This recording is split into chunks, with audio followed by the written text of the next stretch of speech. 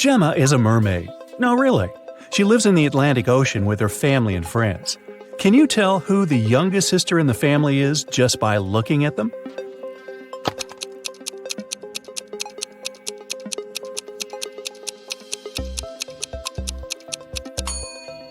Take a look at the granny mermaid. She has plenty of starfish on her tail. It's a hint. Each star symbolizes 1 year of life. That means that the second mermaid is the youngest. Her tail is decorated with 15 starfish, which means she's 15. And 2 other sisters are 18 and 22 years old, respectively. Now one day, Gemma went to a mermaid party, but one of the guests was not a real mermaid. Can you tell who it was?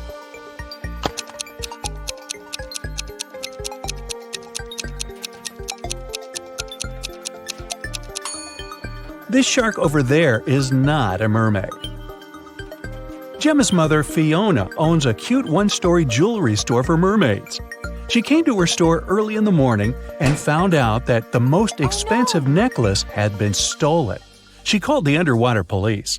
Detective Fisher arrived and questioned Fiona. "I closed the store at 10 p.m. and went home. The pearl necklace was still right there."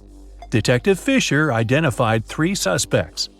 The owner of the store next door said, "I closed my door at 8 p.m. and went home right after that." The guard said, "I was on duty last night. Perhaps the thief snuck into the store when I was patrolling another floor." And the cleaning lady said that she'd finished cleaning at 4 p.m. Then she rushed home because her husband was having a birthday party. So, who's lying?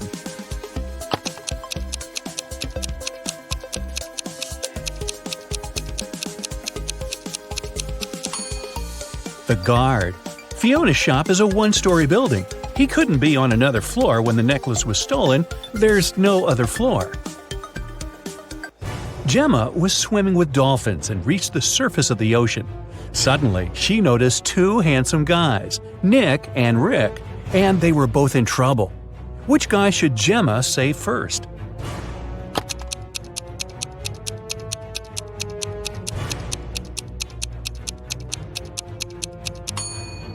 Rick.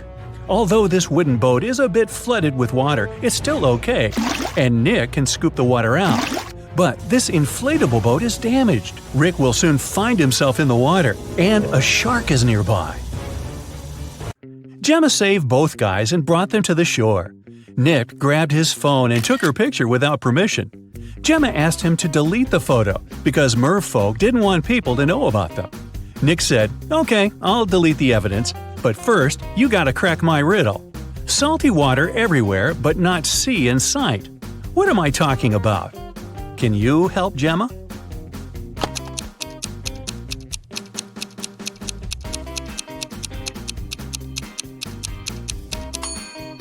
The correct answer is tears.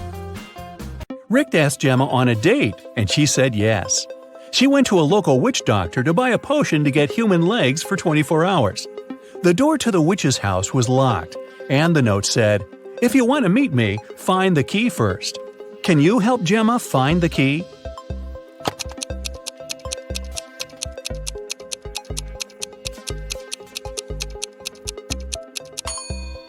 Here it is. Gemma opened the door with the key and found another door that required a password. There was a note on the door. What has 88 keys but cannot open a single door? Can you help Gemma crack the code?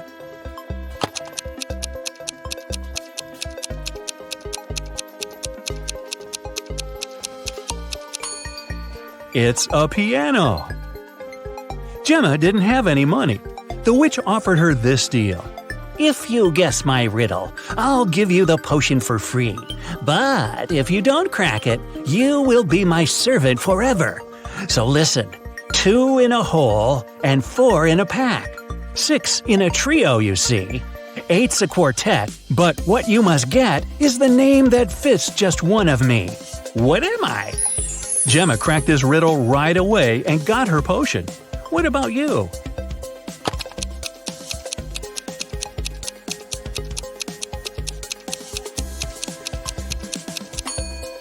The correct answer is half. Gemma got the potion, drank it, and turned into a human. There were 3 routes she could take to get to the meeting point. The first path led through a village inhabited by vampires. The second path is full of toxic flowers that could make her lose her mind. And the third path went through an enchanted forest that blocked all magic and canceled all previous spells. Which way should Gemma choose?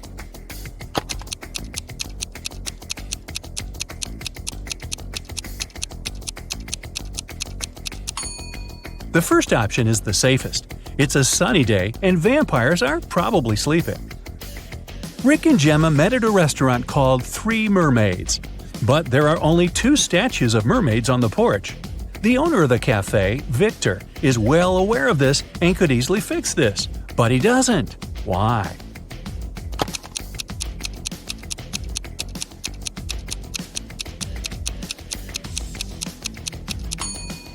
This is his business strategy. Passers-by notice the mistake, enter the restaurant to inform the owner, and often stay for lunch. Rick is a detective at the police station. During his dinner with Gemma, he received an urgent call from work. Jeff, a country house owner, said that his housekeeper had tried to get rid of him. The night before, the housekeeper gave him an apple for dessert. The man took a bite and passed out. He woke up the next morning and immediately called the police. Rick and Gemma went to the crime scene. The housekeeper denied everything. Gemma didn't know who to believe. But when Rick examined the crime scene, he understood who was lying right away. Who's the liar, the housekeeper or the owner?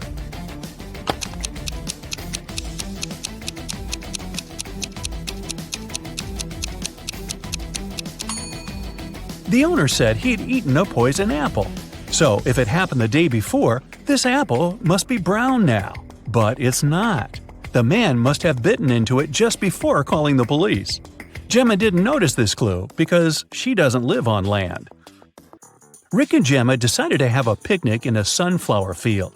But something's wrong here. Can you tell what exactly?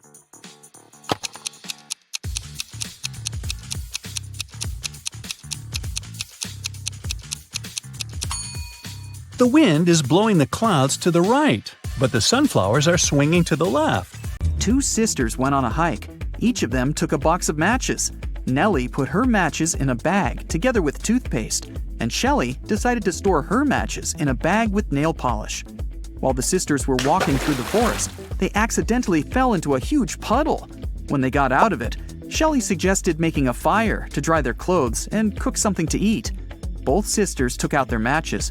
Unfortunately, Nellie's matches were covered in toothpaste, and Shelley's were in nail polish. Both girls left the matches to dry in the sun and left to collect some firewood. It started raining, and all the matches got soaked. But 10 minutes later, the sisters still managed to make a fire and toast some marshmallows. Whose matches did they use?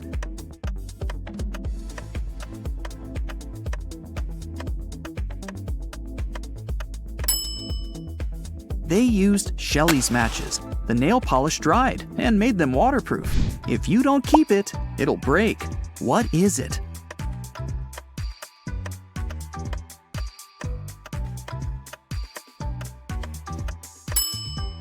It's a promise. Susan was asked to describe her sons. She said, "They're all redheads but 3, all blondes but 3, all brunettes but 3, and all pink-haired but 3. How many sons did Susan have?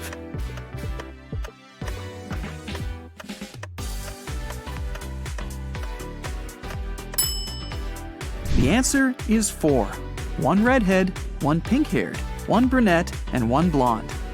Lisa was a famous top model. She was found unconscious in her dressing room during a photo shoot and taken to a hospital. Doctors said she had a severe allergic reaction. But when Lisa came to herself, she insisted she hadn't eaten anything all day. The model's manager was very concerned and interrogated everyone who had been around Lisa. The stylist said she had applied Lisa's makeup and, indeed, hadn't seen her eating anything. The cleaning lady said she had cleaned the dressing room with organic, non-allergenic products. Lisa's main rival, Nora, said she had been watching the shooting all day long. She hadn't noticed anything suspicious. Who's the culprit?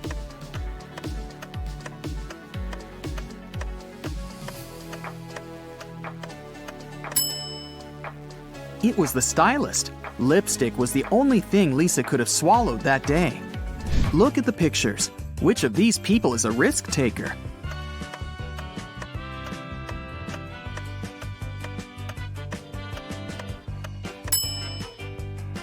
The girl is risking less. She's sitting on the second floor, and there's a pool below. The guy is risking more. The building he's sitting on is taller. You can see clouds and planes in the sky. What food can you never cheer up?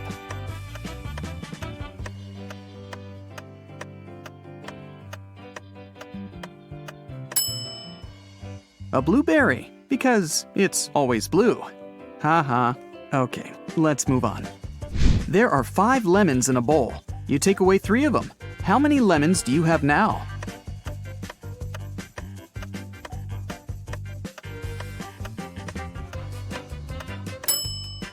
Well, you have the 3 lemons you took. King Gerald has a very beautiful daughter named Teresa. 4 princes from different countries came to the kingdom, hoping to marry the girl. But the king decided to check how smart they were and organized a special contest. Teresa was in the center of a 200 by 200 foot room, and the princes were standing on small boxes in each corner of the room. The first prince to touch Teresa's hand would become her husband, but they weren't allowed to leave their places or use anything but their hands or wits. One of the princes figured out what to do immediately. He married the princess. What did he do?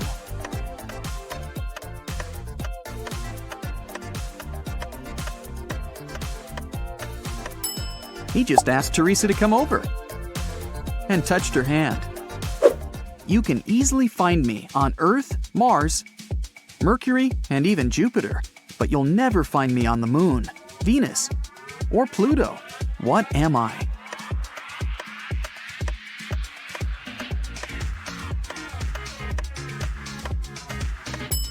I'm the letter R. Manager George received an anonymous text message. It said a robber had just entered the supermarket where he worked. George hurried into the hall and saw 4 pregnant women in the grocery section. The man looked at the ladies attentively, detected the thief, and called the police. How did he know?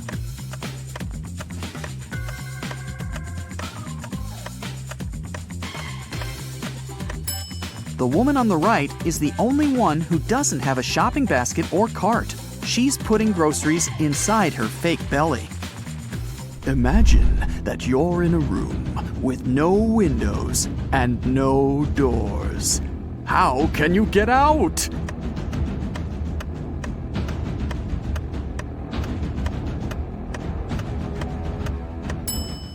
Just stop imagining the room. Mrs. Victoria decided to give her grandson Rick an unusual gift for his 18th birthday. She called him into her room, showed the guy her safe, and handed him a corked bottle with a key inside.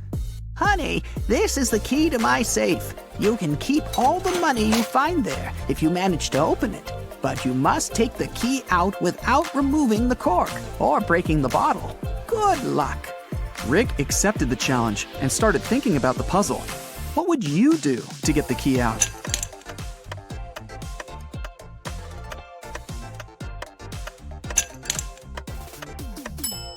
Push the cork into the bottle, and you'll easily get the key. Wendy got a new task to organize a music concert in a jazz club. There, she met 6 musicians, and all of them had tattoos on their shoulders. They offered Wendy to guess who was the last one to join their group. Can you help her crack this puzzle?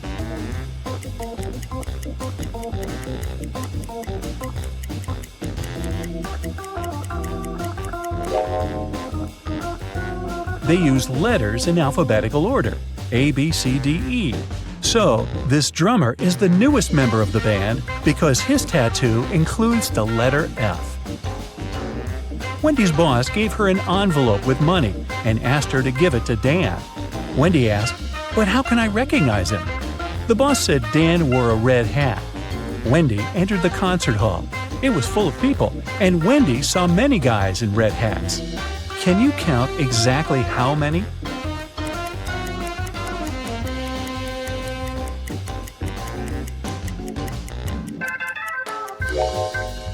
It's 8. But which of these guys is the real Dan?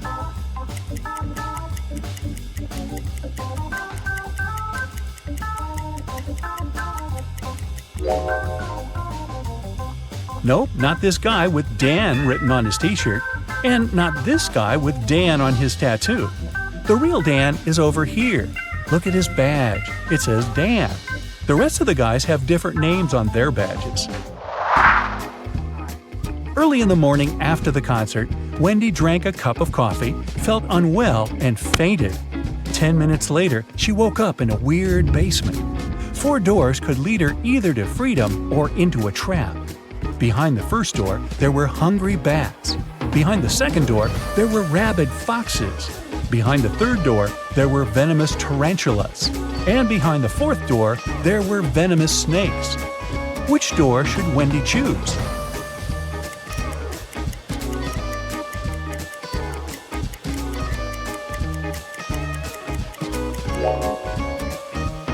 She should choose the first door. Bats are nocturnal animals. They sleep in the morning. Next day, Wendy received a task from Shelley. She was the owner of a small art store and needed help with sorting paints by color. Unfortunately, Shelley's cat mixed them all up. Can you see any odd color among all these paints?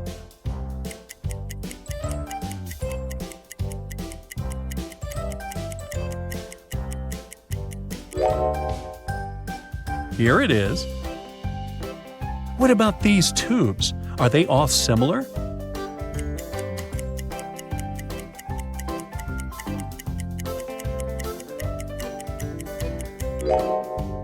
Nope. Paints number 2 and 6 are different. Can you help Wendy spot the odd color here?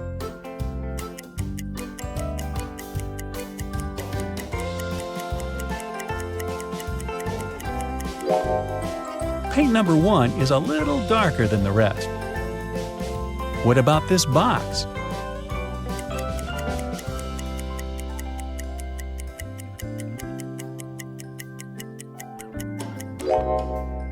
These colors are the same. Take a look inside this box. Are there any paints that don't belong here?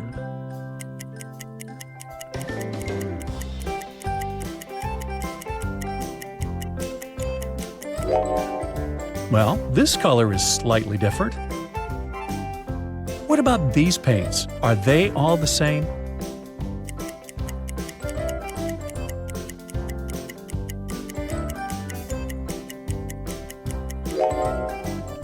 Nope. Paints number 1 and 2 are different. And finally, this box. Can you see the paint that doesn't belong?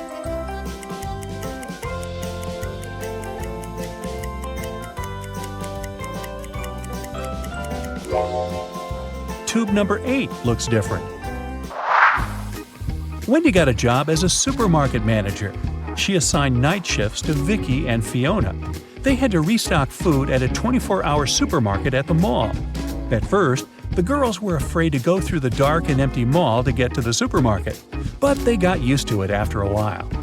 Once, Wendy came over at 3 a.m. to check on them. She found the cash register open and empty. Wendy asked the 2 girls only one question. What were you doing when the robbery took place? Vicky said, the shelves with chips were almost empty, so I went to the warehouse to get some more. But someone had rearranged all the boxes. I had to look for the right one for about 15 minutes. When I came back, the money was already gone.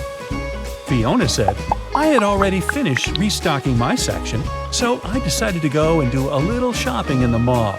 I didn't know what happened while I was away. Can you guess who the thief is?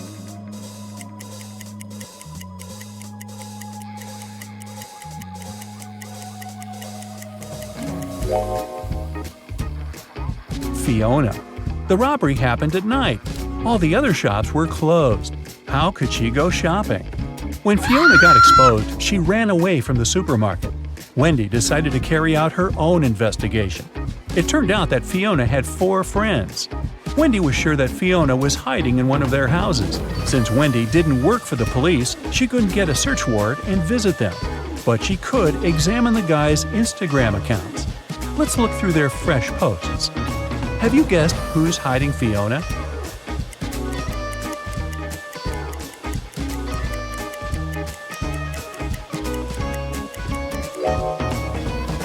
This guy is not alone. Take a look at this hand over there. Do you recognize Fiona's nail polish? Gotcha! Wendy received a bonus from the supermarket owner for her help in catching the criminal. Now she can afford to go to Asia. Solve this puzzle to find out which country she's going to visit first.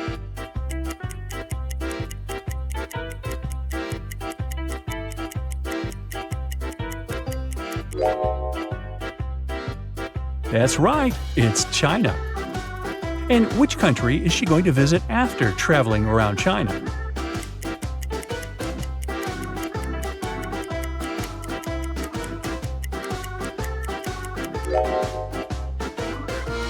Japan. And where will Wendy fly after that?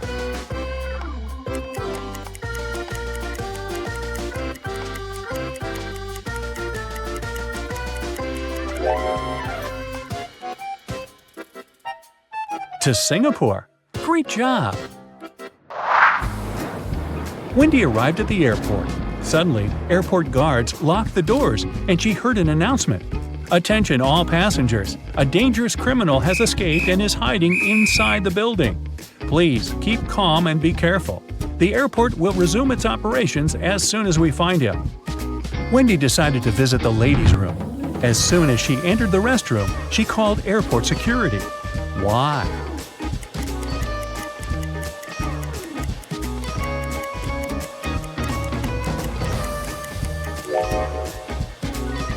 Take a look at this shadow. The criminal is hiding in the second cabin. The criminal was caught and Wendy could continue her adventure. The girl checked in and went to the gate. On the plane, a handsome guy named Chuck approached her. He said that she had taken his place. Wendy showed him her boarding pass and told him that he was wrong. But Chuck kept insisting. Who's right?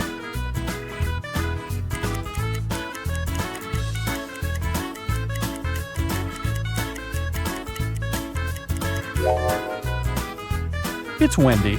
Wendy's seat number is 16I, and the guy's boarding pass has number 19I.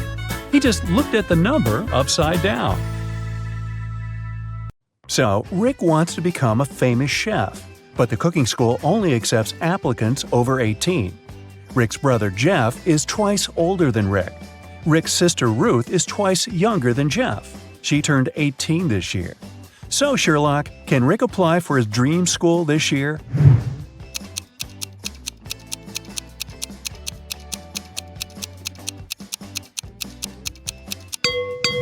Yep, he's 18 years old. Rick and Ruth are of the same age because they're twins. Rick has prepared all papers for the cooking school, but he still needs to get some work experience and recommendations to get accepted. He found 3 job ads. Bill has a small diner on the 4th floor of the local shopping mall. He needs help in the kitchen. Holly offers a part-time internship at her fancy sushi restaurant. But first, you need to pay $300 for a 2-week training. Sam needs an assistant in his noodle shop. Now, only one of these offers isn't fake. Can you tell which one?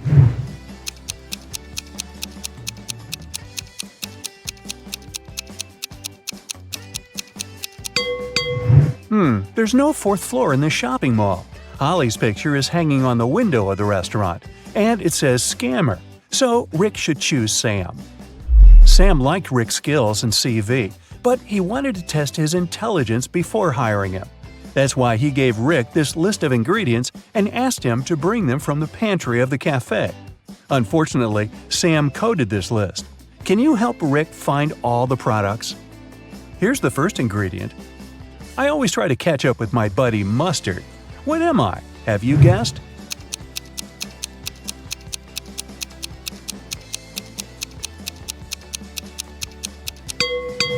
It's ketchup. Here's the next one. My closest friend is peanut butter. What am I?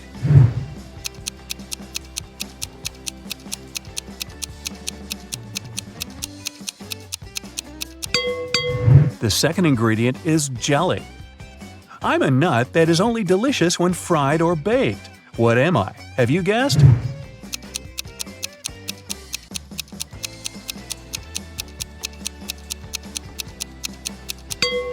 It's a donut. I am a bird, I am a fruit, and I am a person at the same time. What am I?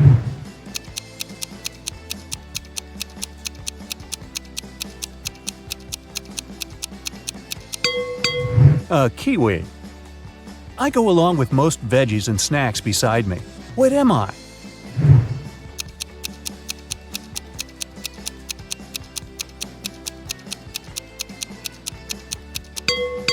I'm a dip. It's nothing personal. I'm a cup that doesn't hold any water. What am I?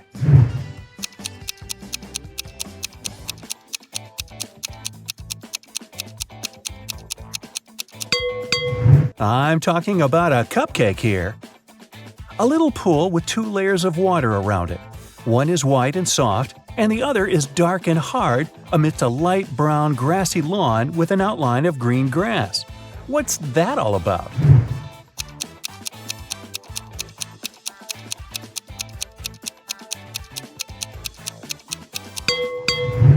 It's a coconut. It's hard to get a smooth bite, and you can chew me for a long time if I'm too dry. What am I?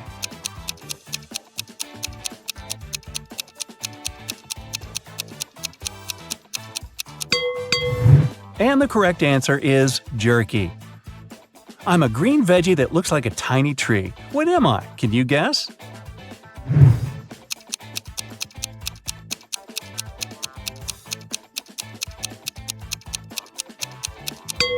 I'm broccoli.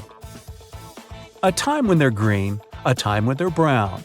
But both of these times cause me to frown. But just in between, for a very short while, they're perfect and yellow and cause me to smile. What are they?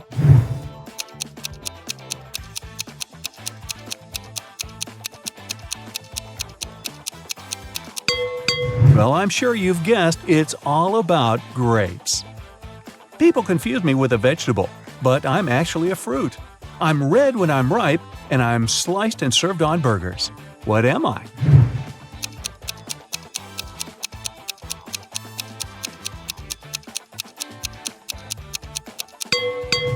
A tomato or tomato.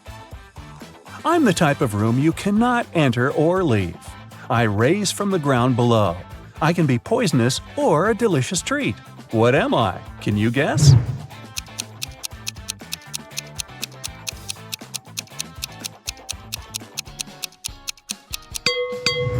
All of this is about a mushroom. You throw away my outside and you cook my inside. Then you eat me from the outside and throw away what's inside. What am I?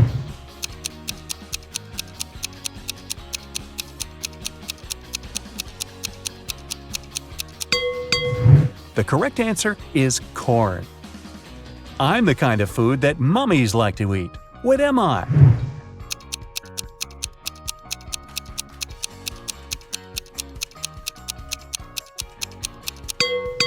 It's a wrap.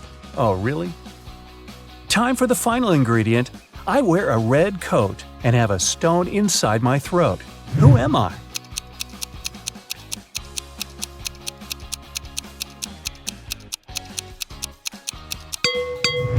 I'm a cherry. Hey, great job. Rick has brought all the ingredients. Sam hired him right away and asked him to take orders.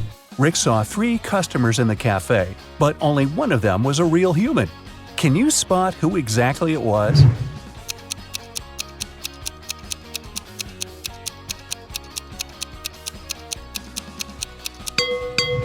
This woman has gills just like a fish. She's a mermaid. And this guy's wearing trousers instead of a shirt, and he's trying to pay with shells. It's pretty clear he's not from this planet. Someone had stolen a tip box from Sam's cafe. The police arrived almost at once. Rick said that he could only see the back of the robber. He knew it was a woman. The next day, another robbery took place, but this time the guard managed to block the exit. The police arrived in a minute. They saw 4 women in the cafe. Can you tell who the thief was?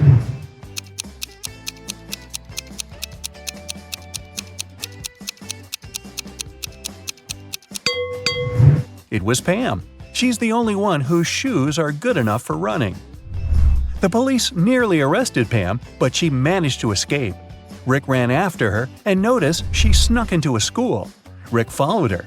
He noticed Pam's hoodie by one of the doors, so he entered the classroom. Rick faced 4 ladies who looked like Pam. Can you help him find the real Pam?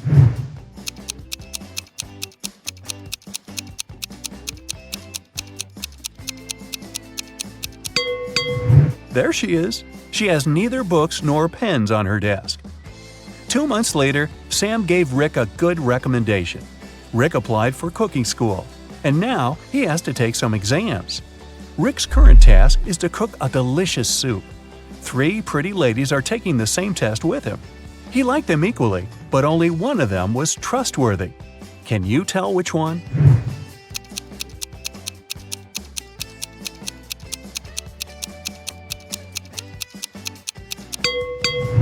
Jenny has a bottle of poison in her spices collection. Fiona put push pins in her soup. It's very suspicious as well. Kelly didn't do anything wrong. She looks pretty reliable. After the soup test, Rick got a new task. He must tell which cupcake is in the very center of the tray. Can you help him?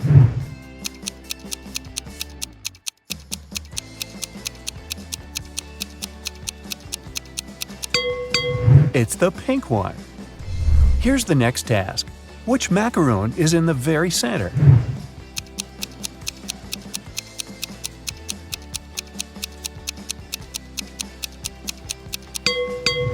The purple one. Great job! What about this tray? Can you tell which cookie is in the very center?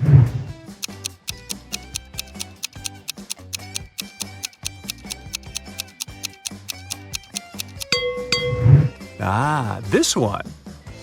Rick invited Kelly for dinner. It was their first date. He wanted to impress her and made dinner himself. He left all dishes in the kitchen and went upstairs to take a shower before Kelly's arrival. When Rick returned to the kitchen, he found that someone had eaten all the food. He questioned 3 suspects. Ruth said, "I'm on a diet. I don't eat after 5 p.m."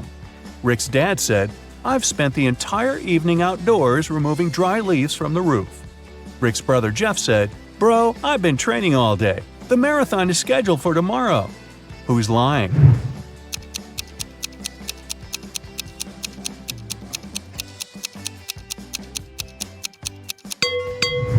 Rick's dad. The roof is still covered with leaves. And Rick's dad is a pig. Now one day, Gemma went to a mermaid party. But one of the guests was not a real mermaid.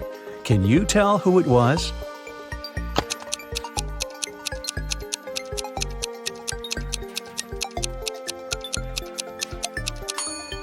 This shark over there is not a mermaid.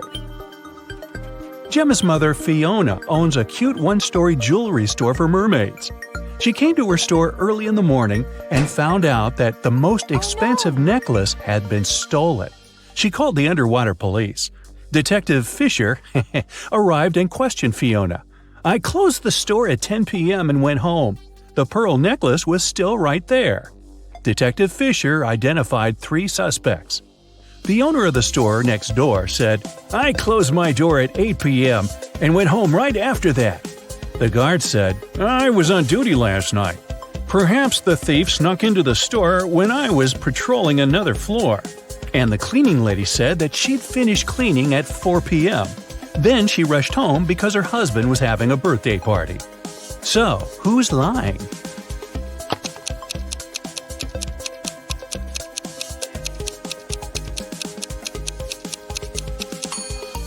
The guard.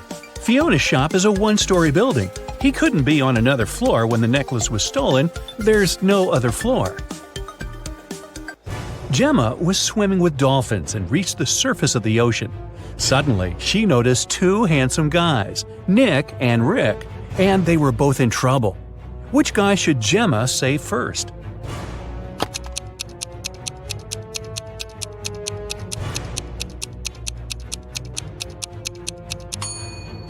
Rick. Although this wooden boat is a bit flooded with water, it's still okay, and Nick can scoop the water out. But this inflatable boat is damaged. Rick will soon find himself in the water, and a shark is nearby. Gemma saved both guys and brought them to the shore. Nick grabbed his phone and took her picture without permission. Gemma asked him to delete the photo because merfolk didn't want people to know about them. Nick said, "Okay, I'll delete the evidence, but first, you gotta crack my riddle. Salty water everywhere, but not sea in sight. What am I talking about? Can you help Gemma?"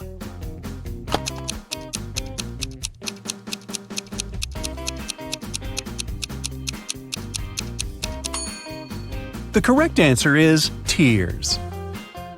Rick asked Gemma on a date, and she said yes. She went to a local witch doctor to buy a potion to get human legs for 24 hours. The door to the witch's house was locked, and the note said, "If you want to meet me, find the key first." Can you help Gemma find the key?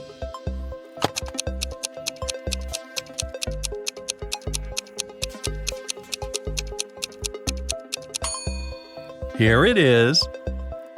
Gemma opened the door with the key and found another door that required a password. There was a note on the door. What has 88 keys but cannot open a single door? Can you help Gemma crack the code?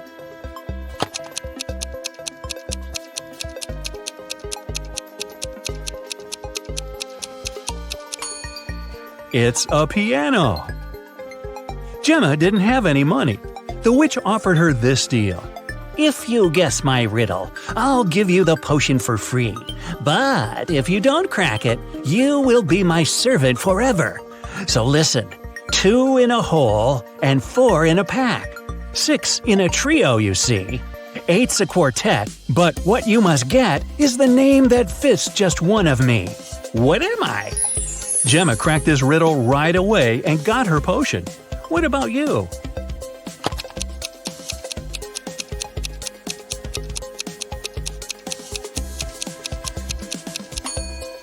The correct answer is half.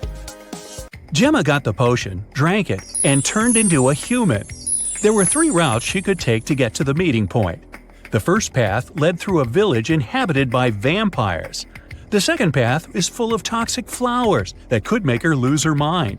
And the third path went through an enchanted forest that blocked all magic and canceled all previous spells. Which way should Gemma choose?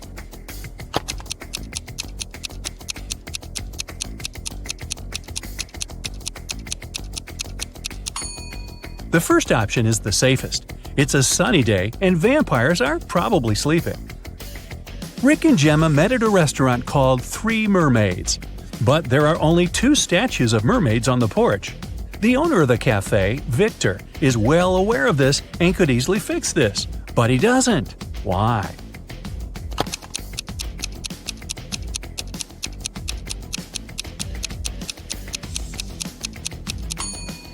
This is his business strategy.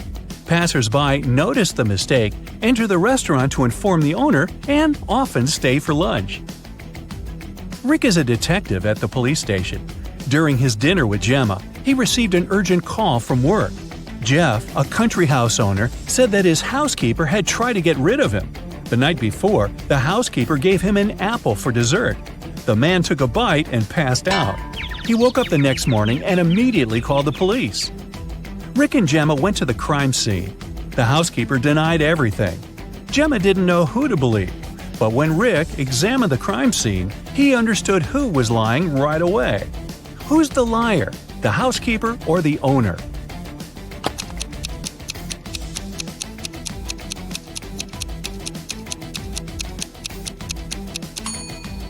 The owner said he'd eaten a poison apple.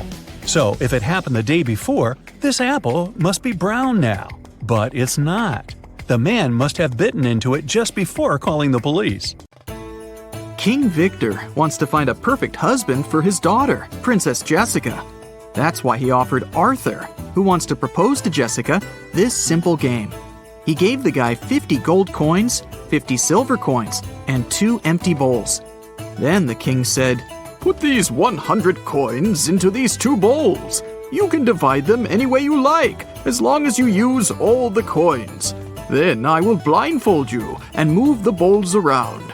After that, You can choose one bowl and pull one coin out of it. If the coin is gold, you will marry my daughter. But if the coin is silver, you'll spend the rest of your life in jail. Can you help Arthur raise his chances to marry Jessica?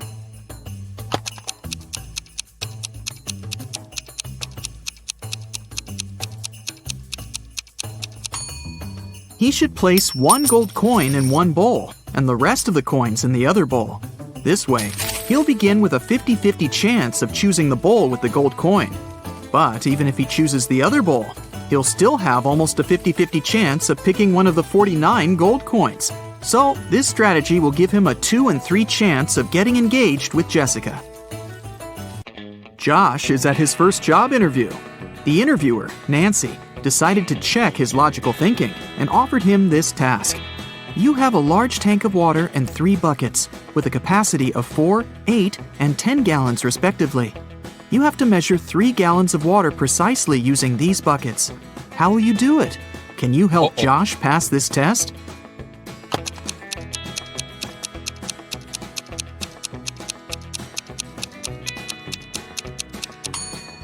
It's impossible. The interviewer asked Josh to measure 3 gallons, which is an odd number. But she offered Josh the buckets that only fit an even number of gallons, 4, 8, and 10. So he can't be precise in his measurements. There was a doctor with curly hair who lived on 5th Avenue. One day, the doctor's brother got married. What's the family relationship between the doctor and the groom? Keep in mind that brother is not the answer you need.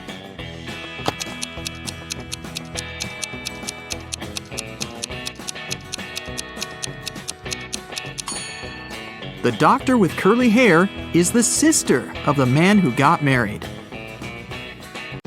Jim met this pretty woman in his favorite park. After having a pleasant conversation with her, he asked, "What's your name?" She told him that her name was hidden on the license plate of her car. Here it is, WV733N. Can you figure out the woman's name?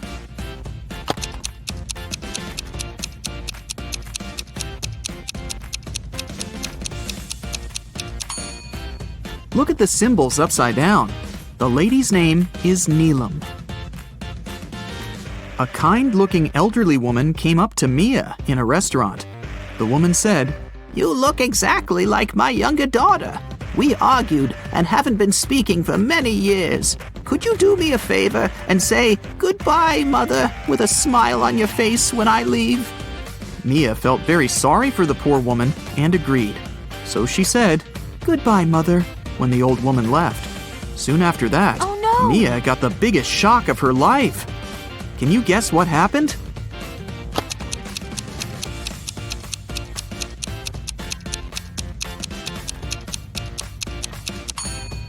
A waiter approached Mia and gave her the elderly woman's bill. The woman had assured the waiter that her daughter would pay for her meal. Oh no! Nancy took Josh to the office kitchen. Can you see anything weird on the table?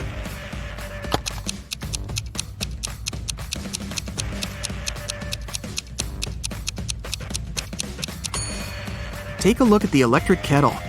Min and Max are on the opposite sides. Look at this cute little rabbit rotating the gear. Can you predict which mark the arrow will point at? Number 1 or number 2?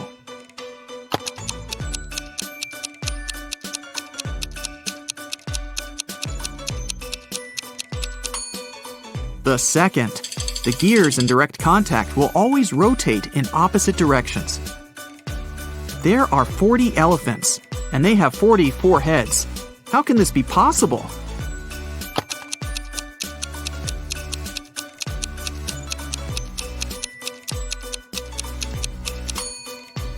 It's a play on words. The 40 elephants have 44 heads.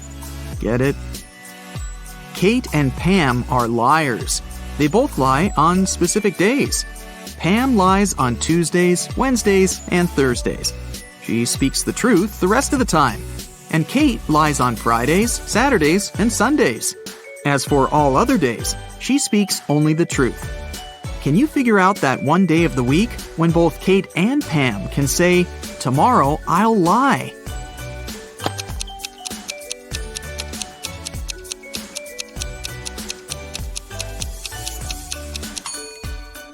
It's Thursday. Let's suppose that any girl is telling the truth when she says, "Tomorrow I'll lie." She will have to keep her promise and lie the next day. But if her statement was false, then she'd have to speak the truth the next day. Anyway, in each case, the girls will have to change their behavior the next day. Now, it's pretty clear that Kate can only say that on Thursday or Sunday, and Pam can say that on Monday or Thursday. So, the only day which fits the conditions of the riddle is Thursday. I'm huge on Sunday and Saturday. I'm small from Tuesday to Thursday. I don't exist on Monday and Friday. What am I?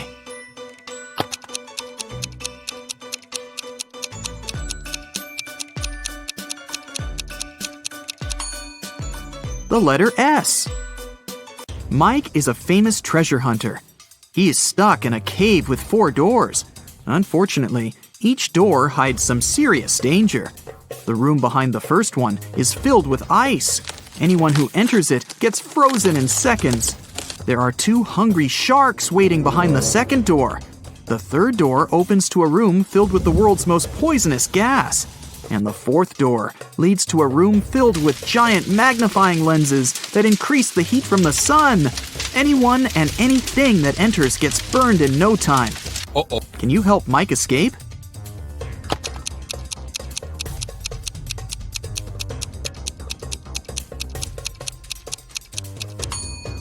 He can get away through the fourth door at night when the sun goes down. Bobby needs to crack a secret code using the following clues. One of the numbers is correct and is placed in the right place. Nothing is correct. 2 numbers are correct, but not in the needed position. 1 number is what we need, but it's not in the correct position. 1 number is okay, but not put in its right place. Have you figured it out?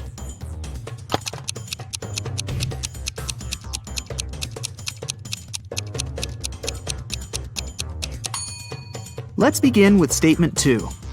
We can exclude 0, 3, and 2 from the final code. Now, according to statement 3, we can conclude that numbers 1 and 8 are correct. Statements 1 and 4 help us to learn that 9 is in the final code, and it comes third. Now it's time to identify the right places for 1 and 8. Let's take a look at statements 3 and 5. 8 can't go third because this place is already occupied by 9. And it can't go first because it contradicts the third condition. So, the correct code is 819. Take a look at these matchsticks. There are 5 identical squares. Can you form 6 identical squares by moving just 3 matchsticks? Keep in mind that you're not allowed to let them overlap or break the matchsticks.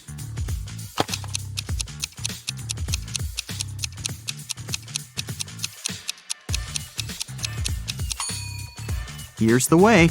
Take these 3 matchsticks at the bottom and place them vertically in the center of the squares in the middle row. Voila! Now you have 6 identical squares. Several robbers locked Fred in a room.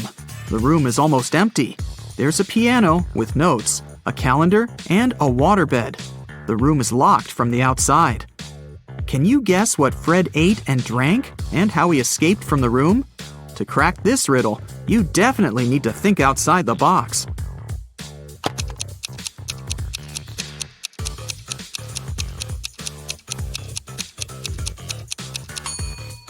Fred ate the dates on the calendar, got water from the waterbed, and used a piano key to escape. Fiona can eat 27 chocolates in an hour. Alex can eat 2 chocolates in 10 minutes. And Kitty can eat 7 chocolates in 20 minutes. How long will it take them all to eat a large box of 120 chocolates?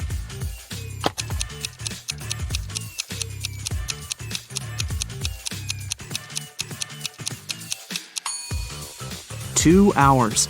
In 1 hour, Fiona eats 27 chocolates, Alex eats 12, and Kitty eats 21.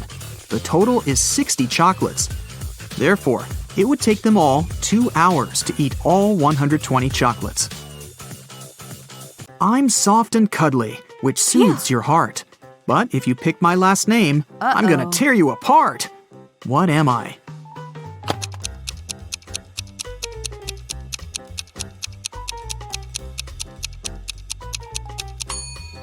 I'm a teddy bear. There are 2 sand hourglasses. The small one can measure 5 hours, and the large one can measure 7 hours. How can we measure 16 hours with the help of 2 hourglasses running together?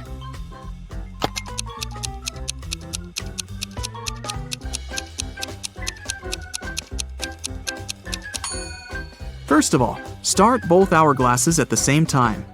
5 hours later, flip over the small hourglass. Then wait for 2 hours and flip over the large hourglass as soon as it finishes its first 7-hour cycle. When the small hourglass finishes the second cycle, this will mean that 10 hours have passed. At this point, the large hourglass will have been running for 3 hours. So now, you should flip over both the small and large hourglasses. This way, you'll make the large hourglass run for 3 hours. When the large hourglass finishes its 3-hour cycle, this will mean that 13 hours have passed. Now, flip both the small and large hourglasses over again. When the small hourglass runs out of sand, it will mark another 3 hours. You've just measured 16 hours, and the mission is accomplished. Can you guess which color should be added to the top of this tree?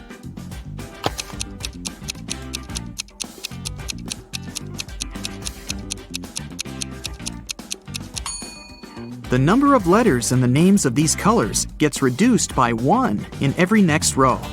Scarlet is made up of 7 letters. Orange and yellow have 6 letters. Green, brown, and black contain 5 letters. Gray and blue have just 4. So, the missing color should be made up of 3 letters. For example, red.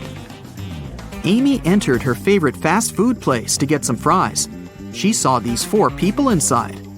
Can you tell who's not poor?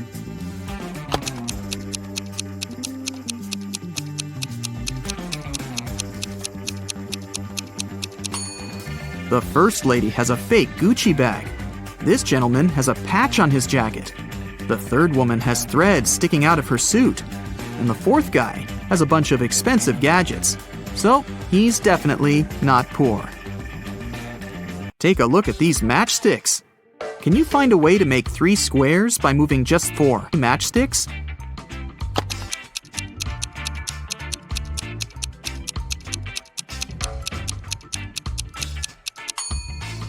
Here's the right way. The accountant says, "The attorney is my brother." But the attorney claims he doesn't have a brother. Who's lying?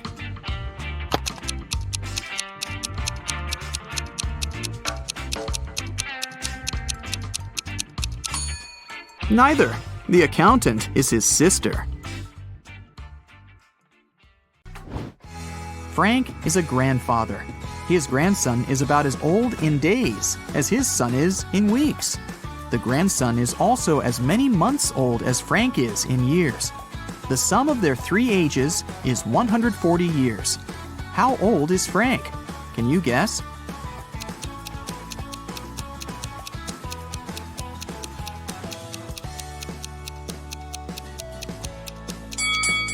To solve this riddle, we need some calculations. Let's say the grandfather is A, the son is B, and the grandson is C. Since the total age is 140 years, we can make up the following equation. A plus B plus C equals 140.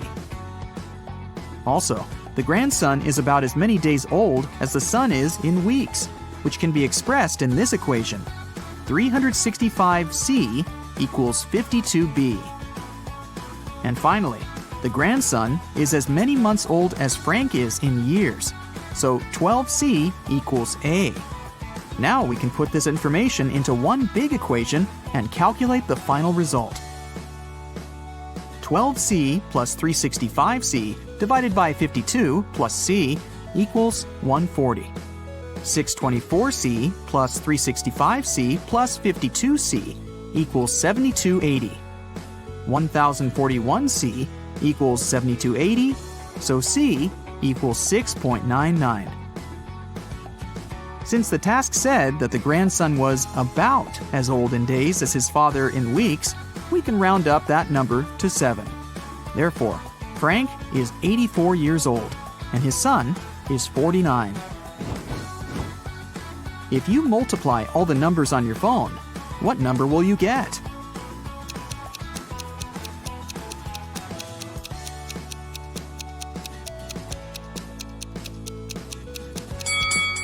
Zero. Remember that multiplying any number by 0 always results in 0. Jerry and Sarah went hiking to celebrate their anniversary, but only the wife returned from the vacation. She went to the local police office and said, "Jerry got lost in the woods while I was sleeping in our tent." The sheriff arrested her, saying, "I've talked to your travel agent. We suspect that you're involved in Jerry's disappearance." Sarah didn't inform anyone about the trip. Why did the agent and the sheriff decide that she was guilty?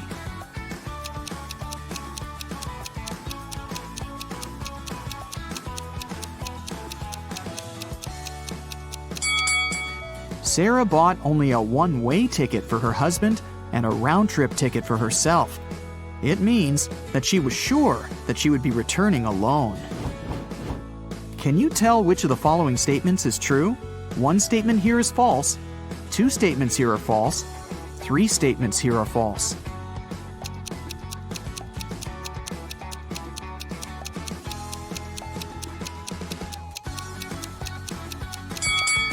The second statement is true. 13 caves are arranged in a circle in an enchanted forest. Each of the 13 caves has treasures and gems. Every day, the cave's guards can move the treasure to an adjacent cave or can keep it in the same cave. Meanwhile, every other day, treasure seekers visit the forest and have enough time to enter any 2 caves of their choice. How can the treasure seekers make sure to find the treasure in the minimum possible days?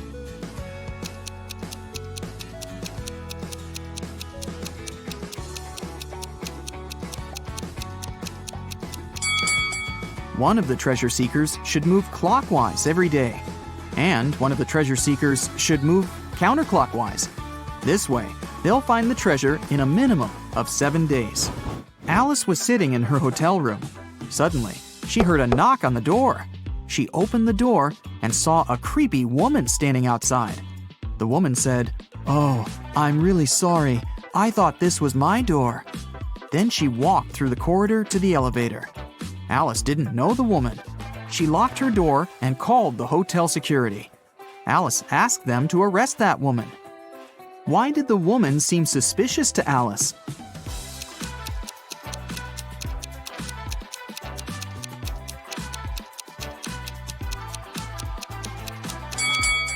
If the woman thought the room was hers, she would have used the keys, but she knocked on the door.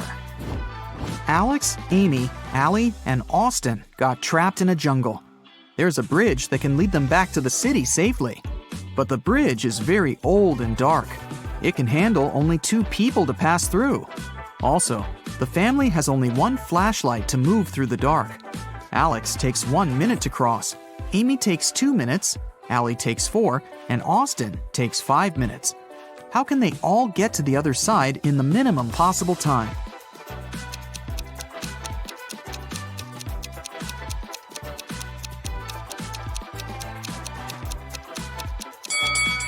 Here's what they've got to do. Alex and Amy should go first. It'll take them 2 minutes. Then Alex should spend 1 minute going back to Allie and Austin. Now Allie and Austin should take the flashlight and cross the bridge. It will take 5 minutes. Then Amy should come back to Alex. At this point, they've already spent 10 minutes. And now, Alex and Amy will have to spend 2 more minutes crossing the bridge. And this is how all of them will reach the other side in 12 minutes. Stephanie is a college professor. A supervisor will be visiting her class tomorrow. The supervisor can ask the students any questions. They can be either easy or difficult. Stephanie will still have the right to decide which student will be giving the answer to each question. Stephanie wants to leave the best impression. What instructions should she give to her students to maximize the chances of receiving a correct answer for each question? Can you help her?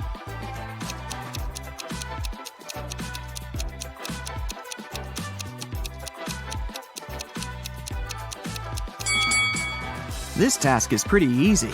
All Stephanie needs to do is to ask all the students to raise their hands on every question.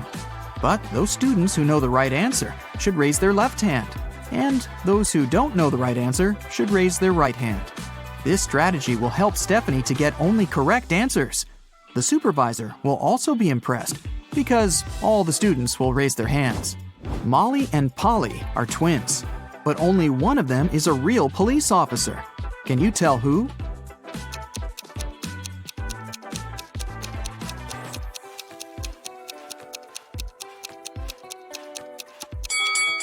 Molly. There's a camera filming Polly because she's an actress. Okay, I'll show you two profiles. Your task is to guess which of the two is fake. Let's start. Which profile is fake?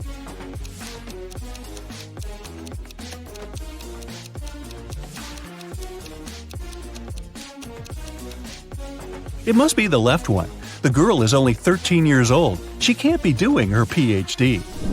What about these two?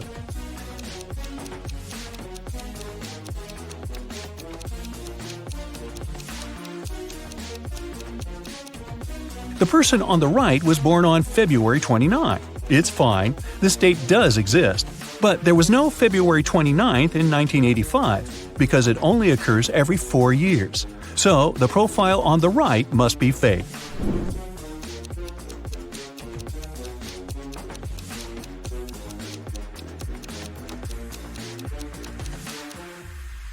The left profile is fake. Pilots are supposed to have perfect vision, so the guy is probably lying about something. Take a good look at these profiles.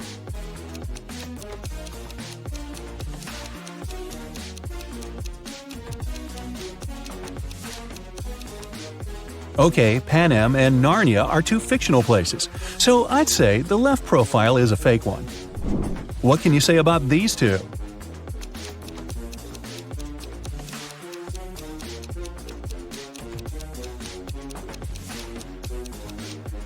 Well, as far as I know, 14-year-olds can't get married in Canada, so the profile on the right is fake. Now, I'll show you some photos. Your task is to guess what's wrong with them. Let's begin. Here's the first one for you.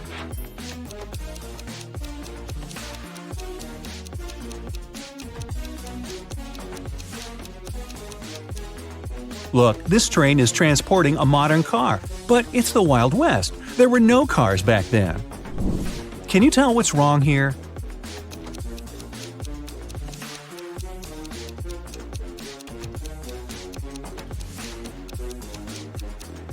It's medieval times, but look, there's a 10-story building in the background.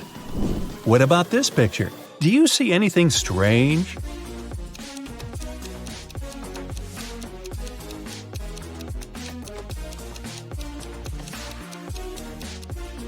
The woman is wearing sneakers.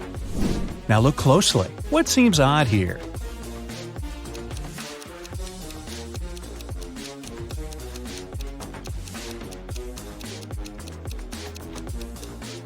This woman has a modern camera. I don't think people had them back then.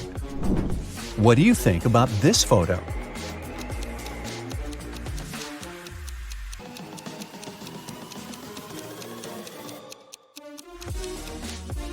The mountain in the background is green. There's no snow. Keep going. What's wrong here?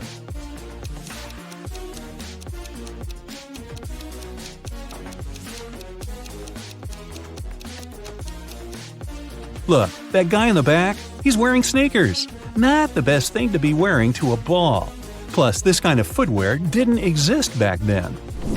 Be very attentive. Can you spot an odd detail here?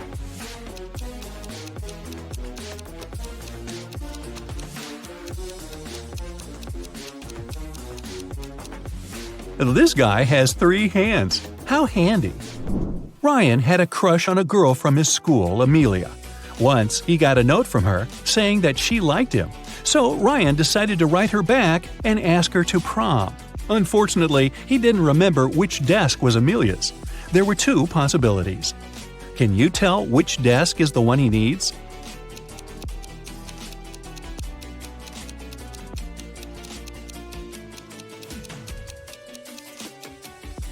If you remember, the note was written in green ink. There's a similar green pen lying on the desk on the right, so this is most likely Amelia's desk. One Monday morning, a big sum of money went missing from the accountant's safe. 3 people were in the office at that time. Magnolia, the accountant, said she'd left for several minutes to go to the bathroom. Walker, a software manager, said he'd gone out for lunch and hadn't seen anything. Dawson, a cleaning man, said he had been cleaning the second floor at the time. Can you figure out who's lying?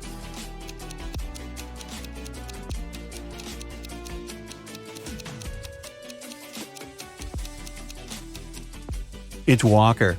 He said he had been on his lunch break, but it was still morning at that time. Tessa works in a clothing store in the suburbs. She doesn't usually have many customers. One day, she only had 3. The first person got a belt and a purse, the second got a dress, and the third customer got a hat. One of them was a criminal, and Tessa reported them to the police. Who is the criminal, and how did the girl understand it?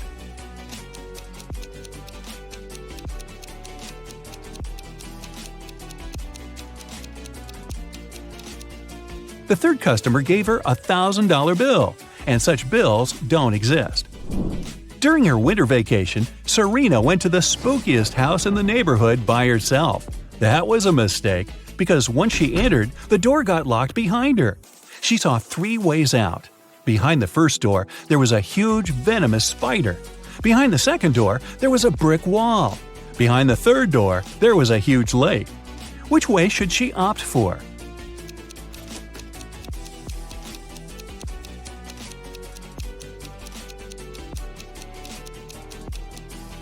She should take the third way. It's winter, and the lake is frozen. Wendy and her roommates at college decided to find jobs to earn some money for an epic trip to Asia on summer vacation. Wendy downloaded a special job search app. The app offered her to solve a riddle to prove she was human. Tomorrow, I'm sure here. Yesterday, I'm found as well. Today, I'm gone. What am I? Wendy gave her answer right away and passed the test. What did she say?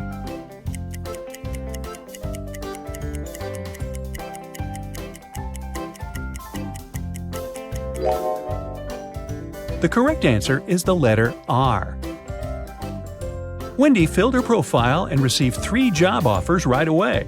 Josh needed help at his coffee shop because his barista went on vacation. Tricia was ready to give Wendy a job on her bee farm, and Dylan offered good money for washing his car. What job should Wendy choose?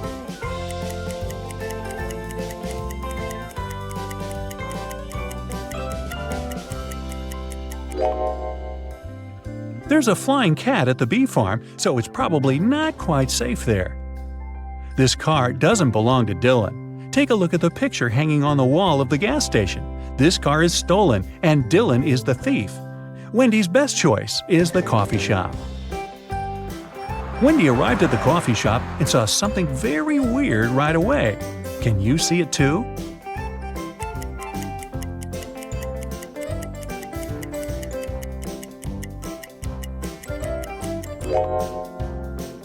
There's a fish on the shelf with pastries. Wendy's new boss, Josh, said, "That was just a welcome prank to check how attentive you are."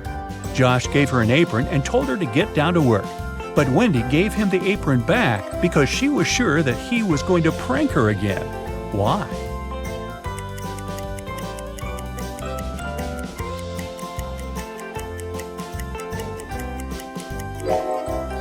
Take a look at the coffee shop logo and the logo on Josh's t-shirt. They don't match the logo on Wendy's apron. He challenged her attentiveness once again. A group of 6 students entered the coffee shop. Wendy was very nervous because they were her first clients. She asked, "What would you like to order?" The students decided to play a game with Wendy. The first guy showed her this pair of emojis, and Wendy cracked this puzzle right away. What did the guy order?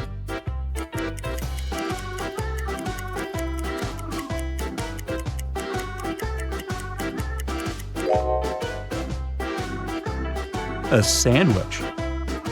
Another guy showed Wendy these two emojis. Can you help her solve this?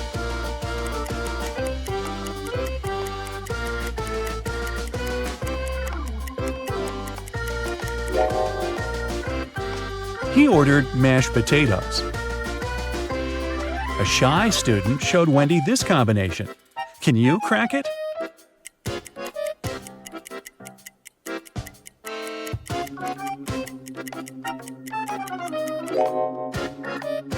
He ordered fish fingers. And finally, the last student ordered this dish. Can you help Wendy figure it out?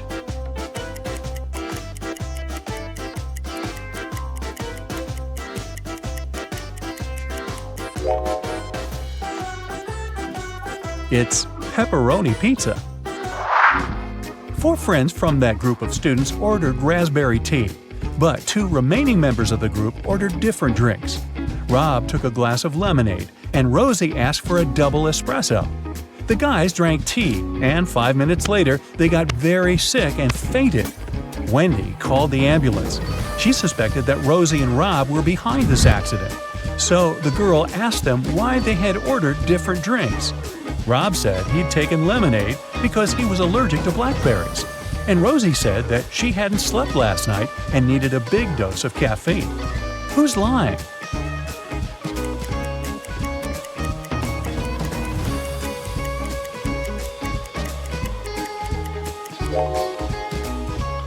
Rob. He's allergic to blackberries, but the guys drank raspberry tea. At the end of her work shift, Wendy went to the coffee shop basement to check the supply of drinking water. Suddenly, the door slammed shut behind her back, and she had to find another way out. Wendy walked through a creepy tunnel and saw 3 doors. Behind the first door, there were powerful UV lamps. Behind the second door, angry dogs were waiting. And a tunnel behind the third door was on fire.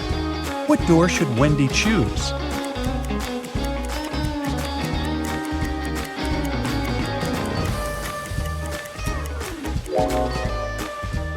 The third one.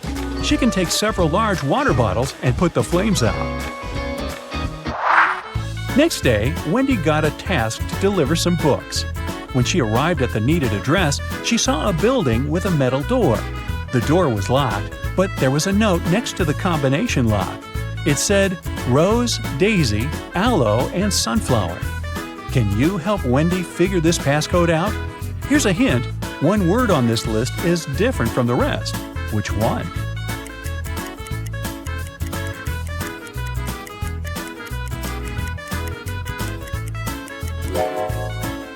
Aloe.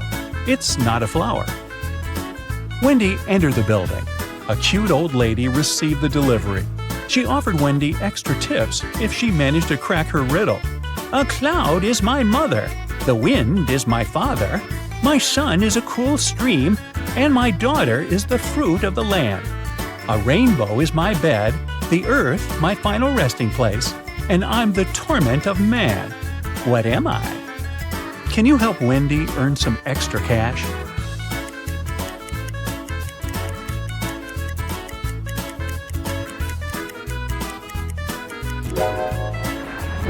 The correct answer is rain. Wendy got a new task to organize a music concert in a jazz club. There, she met 6 musicians, and all of them had tattoos on their shoulders. They offered Wendy to guess who was the last one to join their group. Can you help her crack this puzzle?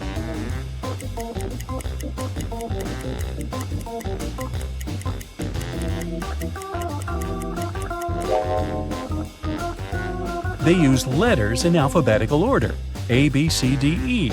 So, this drummer is the newest member of the band because his tattoo includes the letter F. Wendy's boss gave her an envelope with money and asked her to give it to Dan. Wendy asked, "But how can I recognize him?" The boss said Dan wore a red hat. Wendy entered the concert hall. It was full of people, and Wendy saw many guys in red hats. Can you count exactly how many?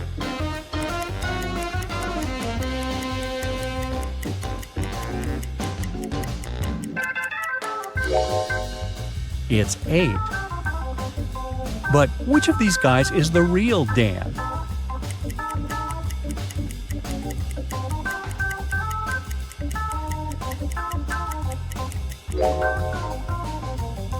Nope, not this guy with Dan written on his t-shirt, and not this guy with Dan on his tattoo. The real Dan is over here. Look at his badge. It says Dan. The rest of the guys have different names on their badges. Early in the morning after the concert, Wendy drank a cup of coffee, felt unwell, and fainted. 10 minutes later, she woke up in a weird basement. 4 doors could lead her either to freedom or into a trap. Behind the first door, there were hungry bats. Behind the second door, there were rabid foxes. Behind the third door, there were venomous tarantulas. And behind the fourth door, there were venomous snakes. Which door should Wendy choose?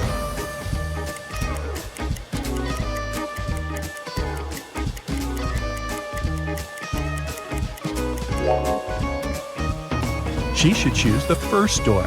Bats are nocturnal animals. They sleep in the morning. Rachel had been dreaming of becoming a famous actress. Finally, her dream was about to come true. A famed talent agency had invited Rachel for an interview. She arrived at the office to meet her new agent early in the morning. There were 4 people in the conference room. Can you tell which one is Rachel's agent?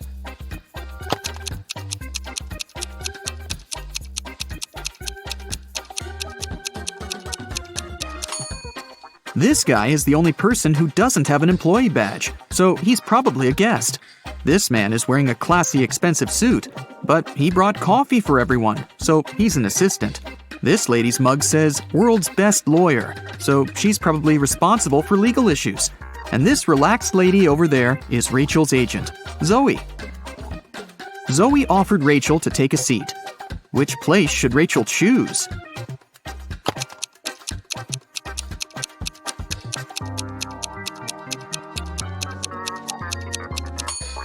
This chair is missing 1 leg. Someone has spilled coffee on this chair. The barista has written "The Boss" on the drink in this cup and left it on the table next to this chair. And someone has left a sweater on this chair. So, Rachel has only one option, and here it is. First of all, Zoe decided to check how smart Rachel was and offered her this puzzle. She used 3 pencils to make this triangle.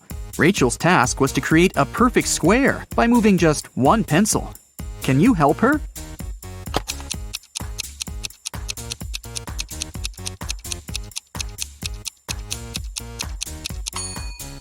Here's the answer.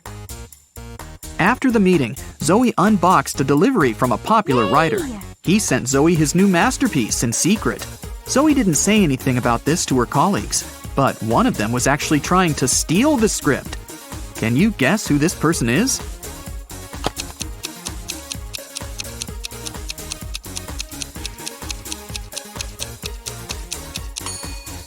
It's the assistant. He's using his front camera to take pictures of the mirrored ceiling while Zoe is looking through the script. Zoe brought Rachel to her first audition. Rachel joined other actresses in a line. They were all competing for the lead role in a new series. The main character had poor eyesight, so all actresses put on fake glasses to get into character. Rachel didn't do well enough, and another actress, Sally, got the job. Rachel was very upset. But suddenly, Sally fell to the floor. She was unconscious, and Rachel called an ambulance. Doctors said that someone had poisoned Sally. But all the actresses ate the same snacks and drank the same water. Doctors checked the food, and it was fine. Can you guess what happened there?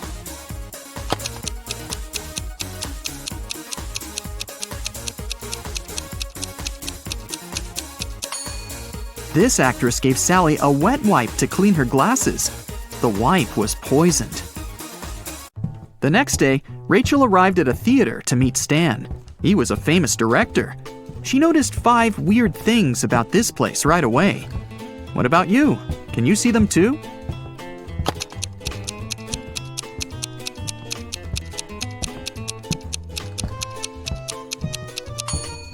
Something's wrong with the gravity. In particular, with this chandelier that isn't hanging from the ceiling as it should. The wind that the fan creates is blowing to the right, but this actress's hair is flowing to the left. There are human footsteps on the ceiling. The spotlights are red, but the lighting on the stage is blue. And this ballerina's shadow is falling in the wrong direction. Stan introduced Rachel to his favorite actors, Josh, Steven, and Tyler. They were triplets that always joked around. But this time, they agreed that one of them would tell the truth, and the other two would lie. They told Rachel about their game. She had to guess their names. The first guy said that he was Josh. The second introduced himself as Steven. And the third guy said, "The second person always tells the truth." Can you figure out who is who?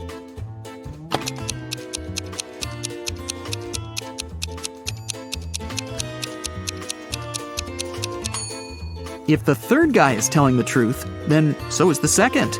But only one brother was supposed to be honest. So the third guy must be lying. This means the second brother is lying too. So then, the first guy must be telling the truth. He is Josh. The second guy is neither Josh nor Steven. He's Tyler. And the third brother is Steven. Stan offered Rachel to play a princess in his new production. Rachel went to the dressing room to apply makeup. Suddenly, she heard a scream.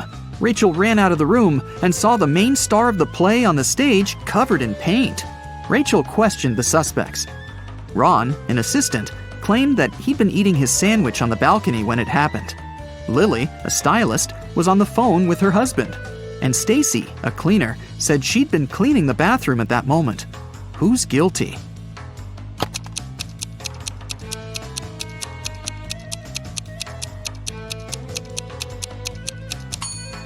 Ron. He's holding a sandwich, and it's still unwrapped. Now that Rachel got a job, she needed a place to stay in Hollywood. She started looking for an apartment and went to 3 agencies. Each agency showed her one apartment. Rachel liked them all, but when she examined the apartments, she realized that there were scammers among the realtors. Rachel looked at the documents attentively. Which apartment should she choose?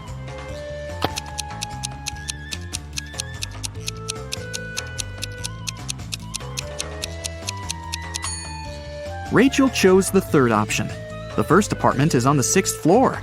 But that's impossible because the building only has 5 floors. And according to the description of the second apartment, its construction will be finished in 2025. This is 2022, by the way. But Rachel needs an apartment immediately. Rachel rented the third apartment and moved in right away. But something was wrong with the bathroom there. Can you see it?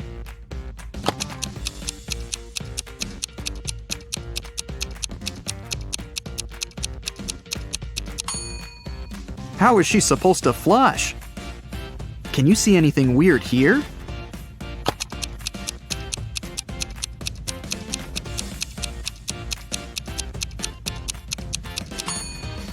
There's no shower drain. Rachel heard the doorbell ring.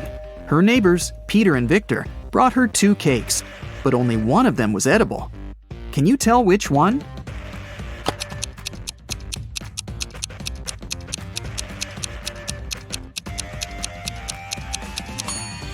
Victor's cake is sprinkled with almond flakes, while Peter's cake is decorated with human nails. The next day, Zoe texted Rachel to check how she was doing. Rachel sent her this selfie and said, "Alone at home, learning my lines." Zoe sent Rachel this reply, "What a liar you are!" Why?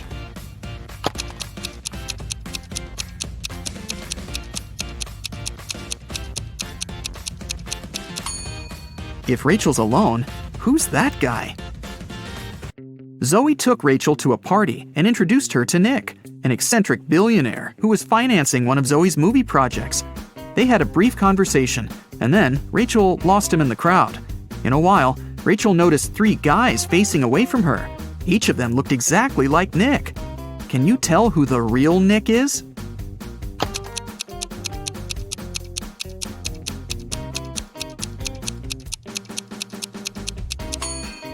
This guy has a tattoo on his hand, while Nick didn't have it. And this guy's suit is fake. They wrote the brand name with a mistake. Space-time collapse has occurred recently in one of the most remote galaxies in the universe, the Rhino's Eye. A group of space scientists accidentally integrated an ultra-deferential evaluator into a quasi-spatial thermostat. How could you? Well, in simple words, somebody put a time machine, which looked like a TV remote control, inside a teleport that looked like a washing machine. So now, dozens of time and space anomalies are popping up all over the galaxy. You're the leader of the Universe Security. This highly developed group of humanoid creatures with dog heads monitors the order in the universe and eliminates all kinds of stellar problems and space-time anomalies. With your squad, you now have to deal with the consequences of today, tomorrow, and yesterday's incidents and turn off the teleporting time machine. You get into your Star Poodle ship and set off on a dangerous journey. The first stop is the planet Up. There, all intelligent and unintelligent life forms move vertically. All people, animals, and other amazing creatures move only up, climbing endless stairs. That's where an alien object from another galaxy and another time has appeared. Find something or someone that's not from this world.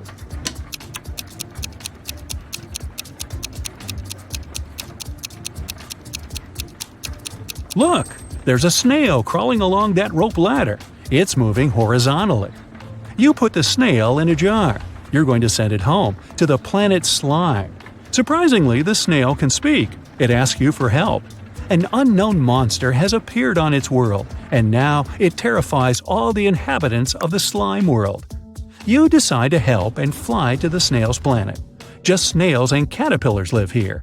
The whole world is covered in a thick layer of slime. You can see huge snails, little ones, and even several snails the size of a skyscraper. But there is also an outsider among them. Take a good look around and find the imposter.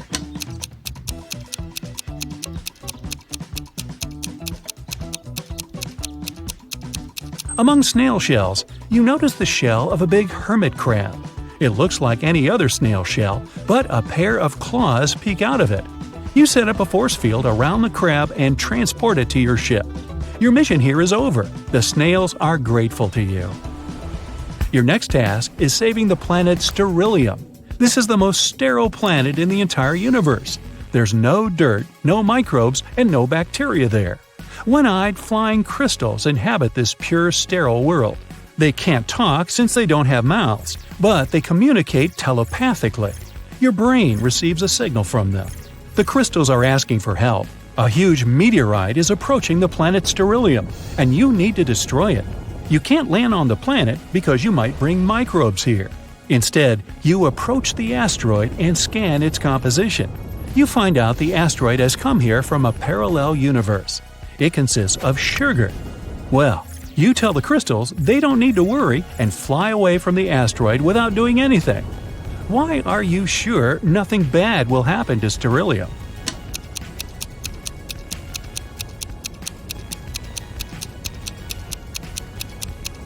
The sugar asteroid will melt and burn up in the planet's atmosphere in a matter of seconds. You find out that a guest from the future has turned up on Earth 9. Technologies on this planet are not developed. Even the steam engine hasn't been invented yet. So you decide to perform your mission secretly. You arrive at the field and see 3 farmers. They walk on the plowed land and carry vegetables. One of them is a farmer from the future. But who?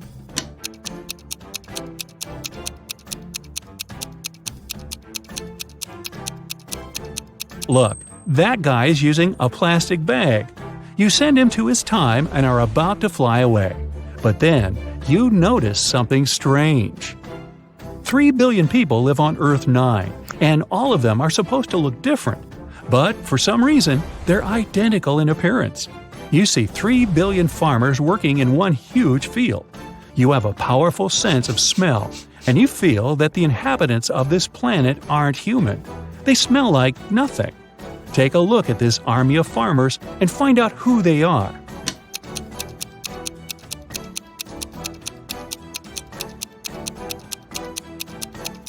They are all holograms. One of the farmers is flickering, see? But why would someone create such a huge optical illusion? At this moment, all the farmers, the land, trees, and grass begin to blink. The whole world around you disappears. You are inside a small white room now. Your face turns into a human one. Your mouth is covered with a bandage so you can't speak. Your spacesuit turns into a gray shirt. The door opens and a big guy in a white coat enters. He gives you a mop and a bucket of water. "Wash the room," he says, and leaves. You don't remember who you are or how you got here. You need to find out what's going on, but first you need to know what you look like. How can you figure it out in a white room without any glass surfaces, mirrors, and windows?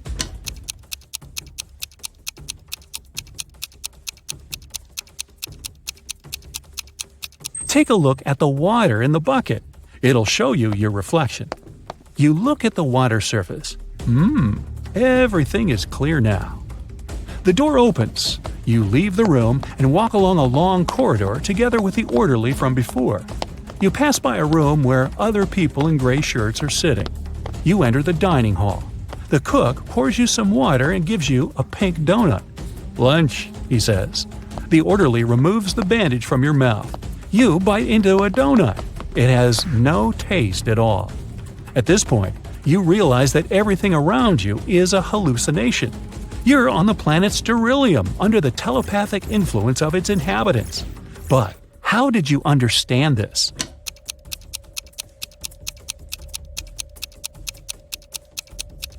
When you looked at your reflection in the bucket, you saw your real face, the dog's one. Everything is too clean and sterile around, and the donut has no taste. Crystals don't know what taste is, so they can't create it. Paul has been driving for 7 hours on the freeway. Suddenly, his tire bursts. He calls for help, but the service worker says it will cost him $300. Paul gets angry. He's thirsty, hungry, and doesn't have any money. He's still sitting in the car when suddenly a miracle happens. 3 doors appear out of nowhere. Wow! Each door has a sign above showing where they lead. There's a bunch of delicious food behind the first door. Burgers, spaghetti, lobster, and pizza. The second door hides all sorts of beverages, from energy drinks to sodas and iced teas. And finally, there's $1 million in cash behind the third door. Which door should Paul open first?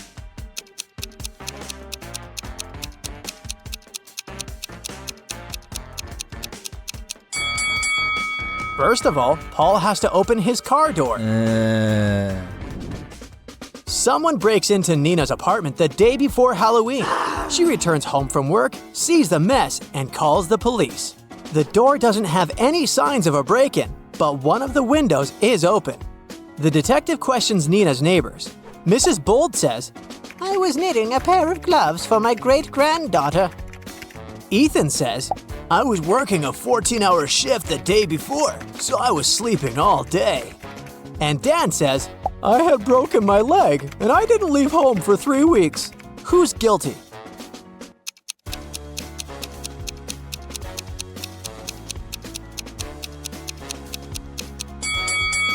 It's Ethan. He was the only one able to climb into a window. Mia is hiking in the forest and gets lost. She comes across a witch's house. The witch offers to teleport Mia home, but there's a twist. 5 doors appear in front of Mia. The witch says, Only one of them will take you home, and you only have one chance to choose the right door. The door you need is black. It's not next to the leftmost or the rightmost door. It's not the door in the middle either. Which door should Mia choose?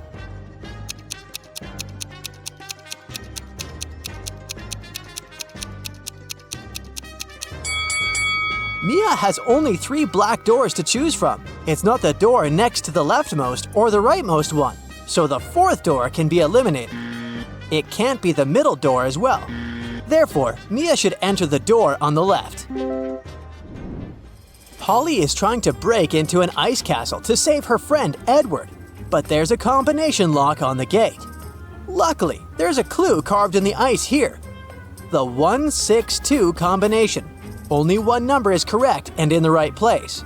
As for the 842 combination, 2 numbers are actually correct, but in the wrong places. 526, nothing is correct. Can you help Polly crack the code?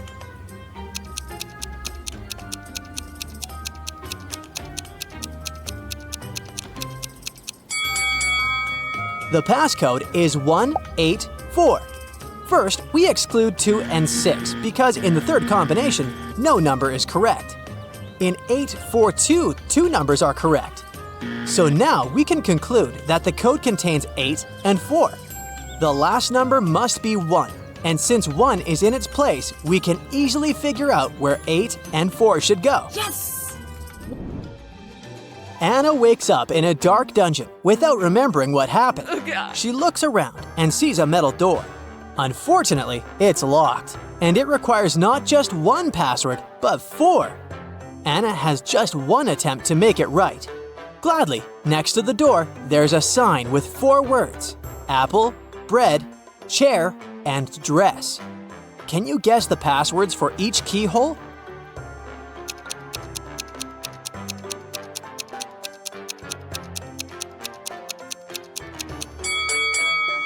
Let's take a closer look at the shapes of each keyhole and the shapes of the passwords. Oh. Some letters are bigger than others, and each word can fit right in. So bread should be put in the first keyhole. Apple fits into the second one, and the dress goes into the third keyhole. And finally, the chair should be put fourth. Oh. Take a look at these people. One of them is not a real human. Can you guess who?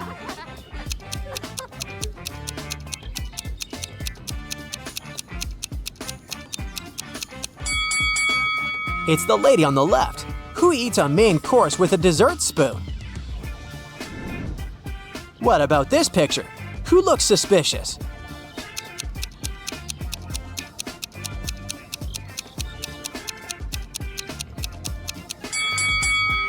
This guy. There's no reason to wear a warm coat. Can you spot a guest from another planet in this cafe?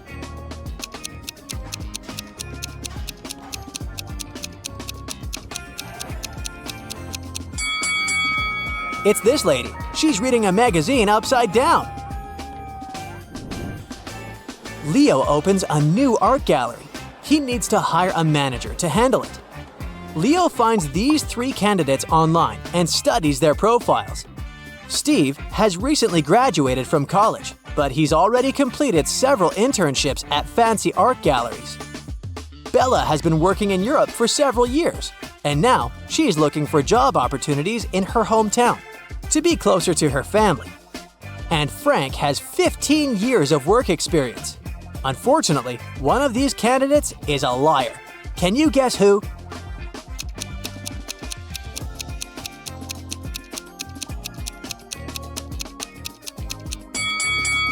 Take a look at Leo's calendar.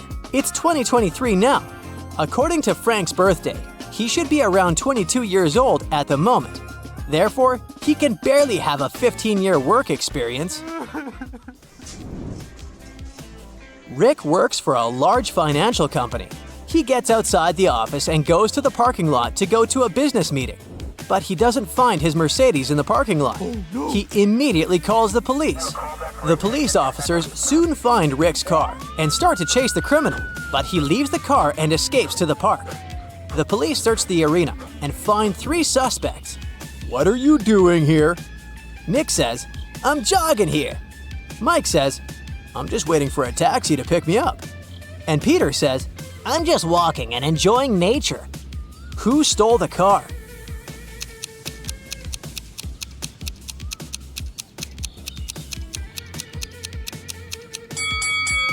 Mike. He's hiding a car key with the Mercedes logo. Kelly wakes up in a haunted hallway. To get outside, she needs to enter one of these 3 doors. But each option has a hidden danger. Venomous scorpions are crawling behind the first door. There's a siren behind the second door. She can turn any human into a zombie with her singing. And there's a fire-breathing dragon behind the third door. Which door is more or less safe for Kelly to choose?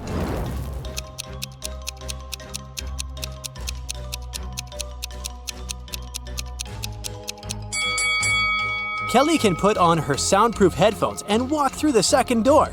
Yes! Mary goes to a jazz club after work. It's almost empty, but there's one handsome gentleman sitting in a chair next to a mirrored wall. Mary falls in love at first sight. She approaches him and introduces herself. Hello. But suddenly, Mary changes her mind. Why? Oh.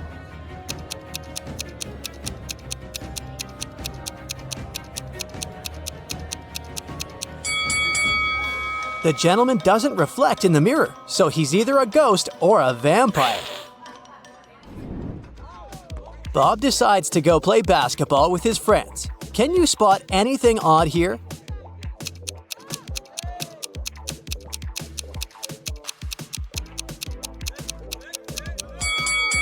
There's no hoop. Can you spot any mistakes in this picture?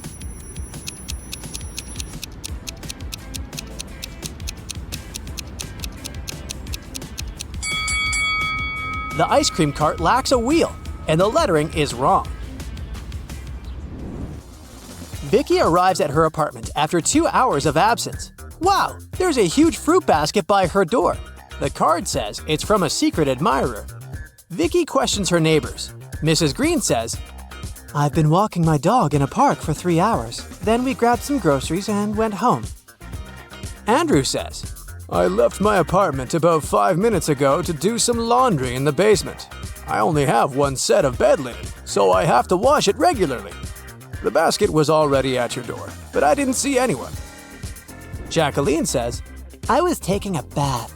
I turned the music loud so I couldn't hear anything from the corridor." Who's lying?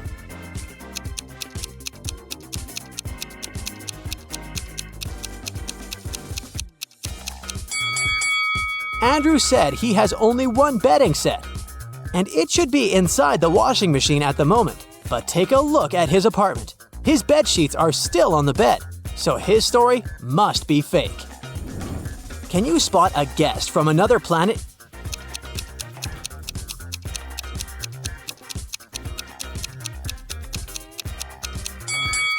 This lady is too tolerant of heat. This gentleman has a knife instead of an arm. And this one didn't break the eggs before cooking them.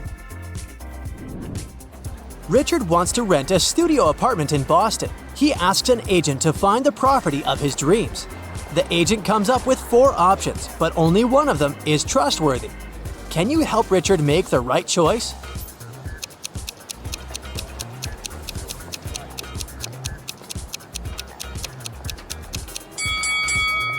The first studio looks very classy and chic, but the ceiling is leaking.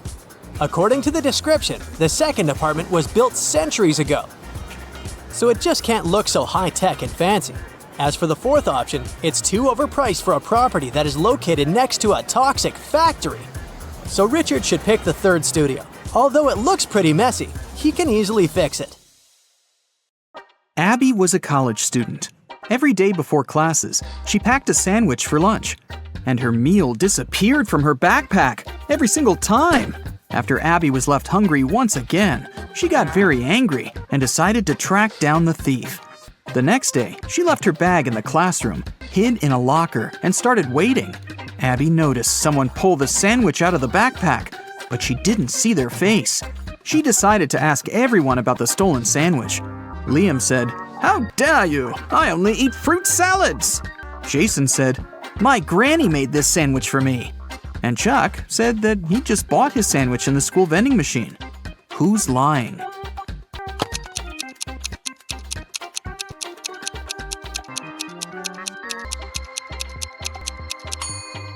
Abby didn't have lettuce in her sandwich, so it must be Jason who stole it. Abby passed her first test in college and decided to throw a party. She invited all of her friends. That was also the evening when Abby found out that one of them wasn't human. Can you tell who?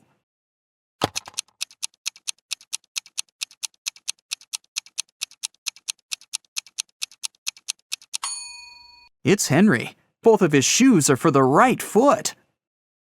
During spring break, Abby organized a garage sale to sell some of her old dresses.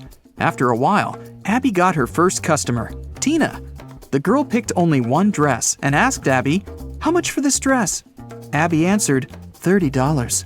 Tina didn't want to spend that much, so she asked, "Could you sell it for $20? Abby agreed. Tina gave her $50, but Abby didn't have any change, so she went to her neighbor to ask for help. The neighbor gave Abby 3 notes, 2 20s and 1 $10 note. Abby came back, gave $30 to Tina, and put the remaining $20 in her wallet.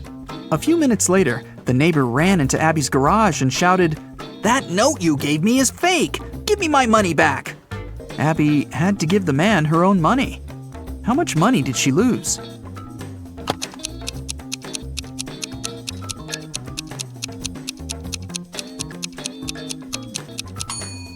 Well, firstly, Abby gave away the dress for free, and its full price was $30 before the discount. Then she had to pay $30 out of her own pocket to her neighbor. So, Abby lost a total of $60. Abby invited her best friend Nina to go skating in the park. Soon, they got really hungry and decided to buy some burgers. They chose similar toppings and added lots of sauces. 10 minutes later, Nina got very sick. Abby had to call 911. Paramedics took the girl to a hospital and diagnosed severe poisoning. Can you tell which sauce was poisoned?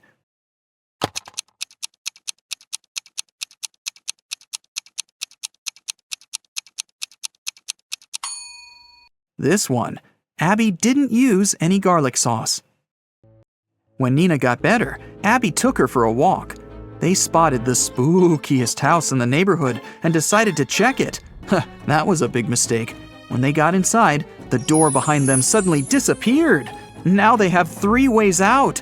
There's a zombie behind the first door. A creepy vampire is waiting behind the second door. And there's an angry ghost behind the third door. Which way is the safest?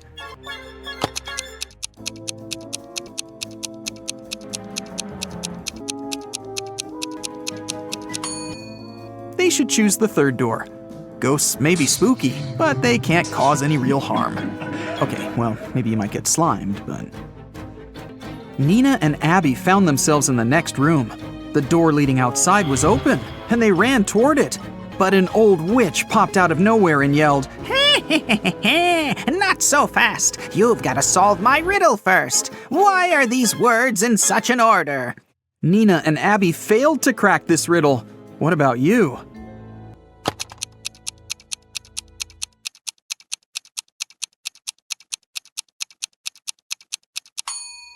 Here's the correct answer.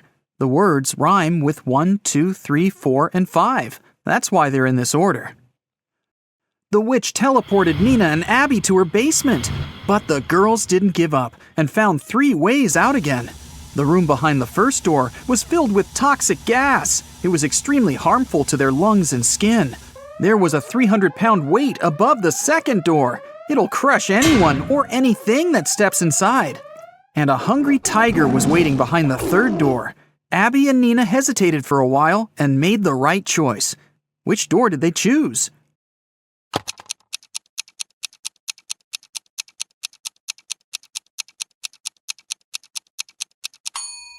Nina took off her boot and threw it on the floor in the second room.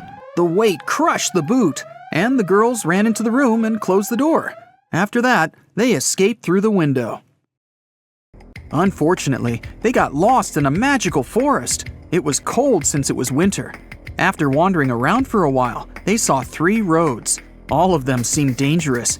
If they picked the road leading to the left, they'd have to go past some hungry wolves. And if they went straight ahead, they'd have to go through a village where werewolves lived. And the third path went over a lake covered with thin ice that could crack at any moment. Which way should they choose?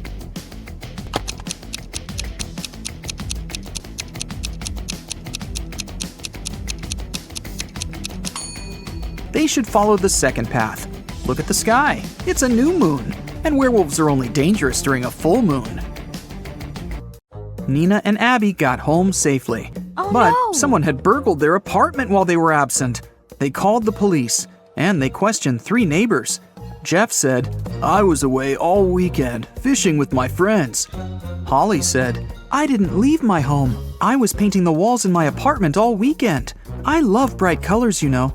And Lucy said that she'd been singing karaoke with her friends and hadn't heard anything suspicious. Who's lying?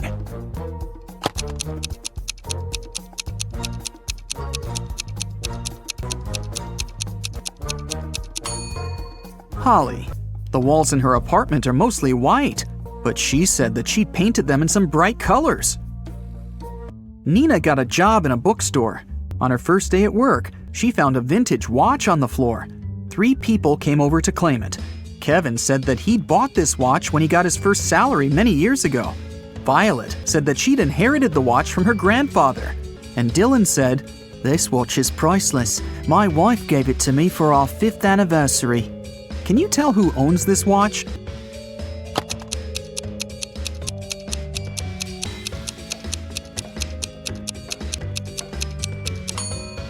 It's Violet. She has the narrowest wrist. That's why the girl made an extra hole. Otherwise, the watch would slip off her hand. Abby went on a date with Jerry. He invited her over.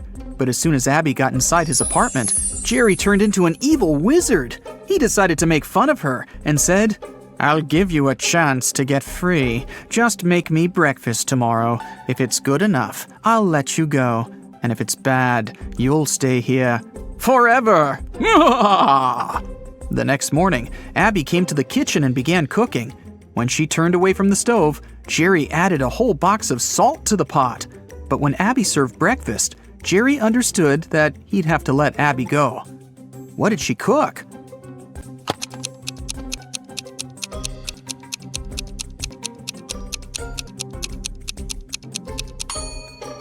She cooked boiled eggs. Scarlett just moved into her new apartment 3 days ago. One evening, she was reading before bed when she heard a knock on the door. She opened the door, and there was a confused man who said, "Oh, I'm sorry. I just moved in here earlier today, and I thought it was my apartment. Once again, sorry, and good night." Then he left. Scarlett didn't believe that it was just a mistake and reported the man to the police. Why?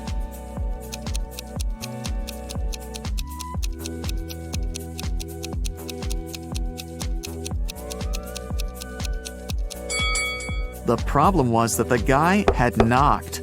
If he had really thought it was his room, he would have tried to open it with his own keys. Nora lived alone in the city suburbs. She called the police and reported that someone had robbed her house and stolen her savings that she had been keeping in a pair of socks on one of her wardrobe shelves. Detective Callum arrived with the police, took a look at the room, and closed the case, claiming that the lady was lying. Why did he think so?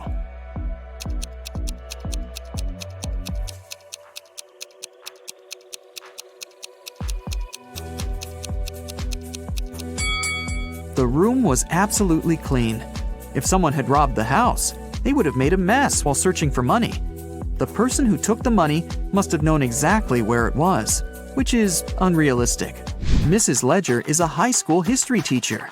One day, she started a sudden oral test, asking students questions from the back of the book.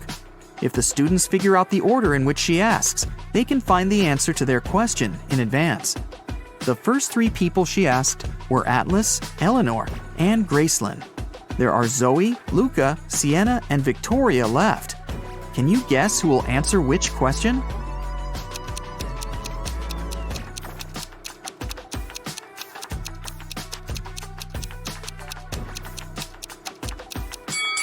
Mrs. Ledger is asking students in alphabetical order. So, up next is Luca, then Sienna, then Victoria, and Zoe. Another day, another test. Once again, Mrs. Ledger is asking students. This time, the first ones to answer were Zoe, Luca, and Atlas. In which order will she ask the remaining students?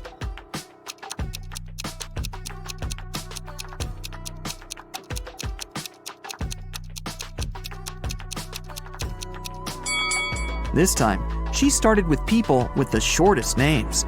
There are 3 letters in Zoe, 4 in Luca, and 5 in Atlas. The next one is Sienna, who has 6 letters in her name. Then Eleanor with 7 letters, Victoria with 8 letters, and Gracelyn with 9. Ellie found herself locked in a dungeon and couldn't remember what had happened. She looked around and saw a door that could have been a way out, but it required a passcode, and she didn't know it. Luckily, there was a hint. 1-802-3004-0803-2611. She has just one chance, and if Ellie doesn't get it right, the dungeon will get locked forever. Can you help her decide which password is the correct one?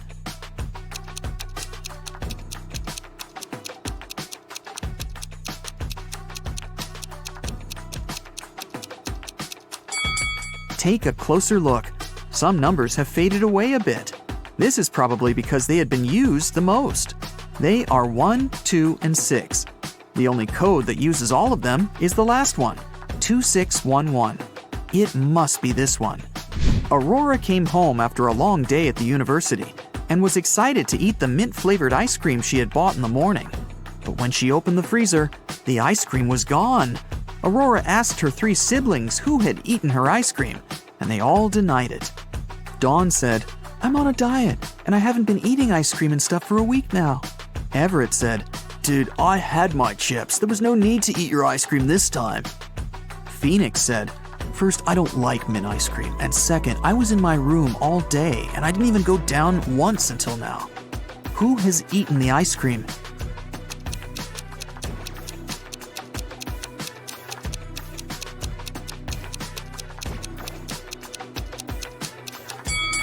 It was Phoenix. Aurora never mentioned the ice cream flavor, but he still knew it. You're the headmaster of a fun sciences school. Today is the final day of the semester. You have to handle all upcoming problems and make sure all the students will pass the difficult exams.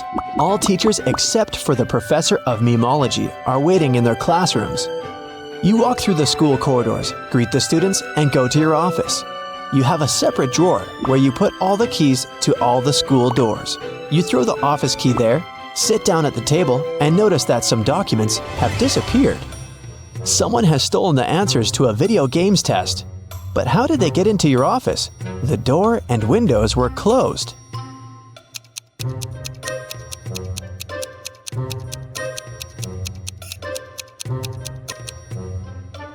Take a look at the ventilation gate. It's slightly open.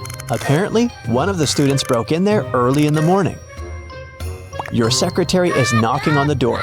You say that you're busy and ask to come later. Then, you sit down at your computer, open YouTube, and watch funny videos. The internet signal disappears. Someone has turned off the electricity at the school. You go to the basement with generators. There, you see a turned-off switch and 3 people standing next to it. They all say they didn't touch anything, but one of them is lying. The janitor says the lights went out when he came here to clean up. Louise is a new student. She says she was lost in the building and accidentally got here. Richard is a last-year graduate. He came here to find a miniature toy horse, a souvenir he hid many years ago. Which one of them is lying?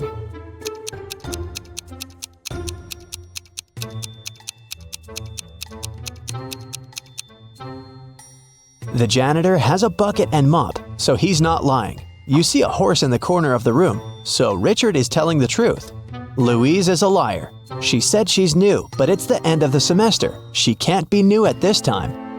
You're the headmaster, and you would know in advance if there was a new student at your school. Louise admits she turned off the electricity to disrupt the sleep science exam. You turn the power back on and go to the dining room to have breakfast. You order coffee, sit down at the table, and meet an angry chef. He says that one of the students poured a bag of sugar into a pot of soup.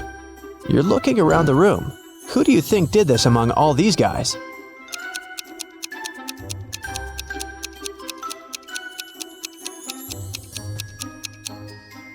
They all have deep plates with soup and spoons, but this guy has a plate with a fork.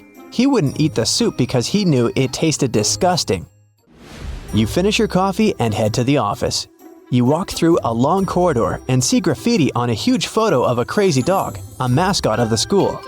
The guard catches 3 students. One of them must have ruined the image. Can you guess who did it?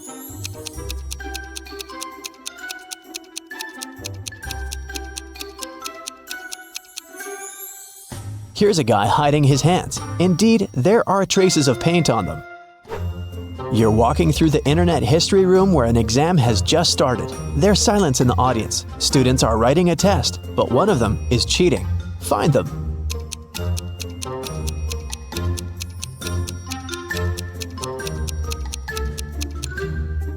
Look at this girl.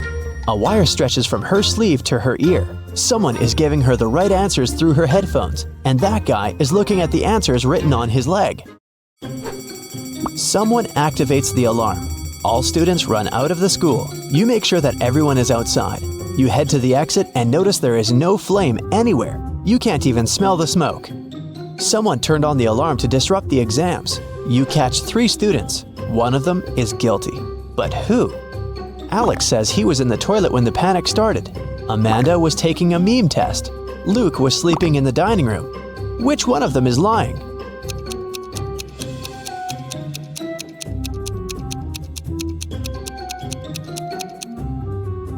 Amanda turned on the siren. The memology professor isn't there, remember? So she obviously wasn't taking that test today. You go outside and meet the school gardener. He says that someone has cut the roses in the schoolyard. The gardener saw 3 people who could be suspects. You bring them into the yard and ask about roses. Lewis says he was in the library all day. Mary was taking an exam on internet history. John was training at the gym. Which one of them is lying?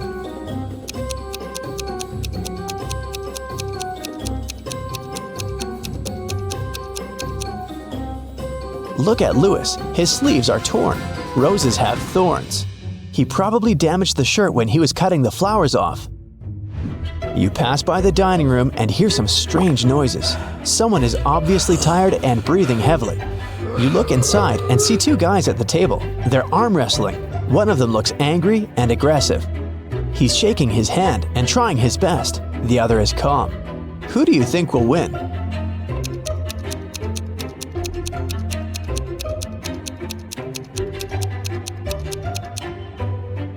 The guy on the right. He holds onto the edge of the table and doesn't waste his strength on unnecessary movements. He will defeat the angry opponent. You enter the trends room. You heard a lot about this subject and a young teacher who has a unique approach to the science of popularity. She tells you that she has asked all her students to create a new profile in the social network for their pets at the beginning of the semester. Now, all the students must show the number of subscribers and likes. The one who has the most popular profile will get a high score on the exam. Students show photos of their pets: mini pig, hamster, cat, goldfish, chameleon, dog, goose, hamster, raccoon. All the photos are pretty popular, but 2 of them are fake. Which ones?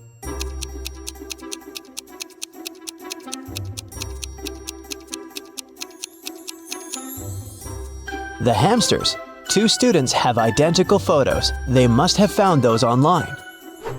You're observing a pseudo-philosophy exam. The teacher gives blank sheets of paper to all students. Then he says, There's a lot of supposedly philosophical phrases on the internet that seem too pretentious, obvious, and stupid. People love to attribute quotes to famous persons that they never said. So there's a person who can say anything that can be true or false. They can say both good and bad things, and no one in the world can prove that this person didn't say that. The authorship of this person is unquestionable. Who is this person? After 5 minutes, the students give back their papers. They all have names of famous athletes, scientists, billionaires, and entrepreneurs on them. No one has passed the exam except for one girl. She wrote just one word. Which one?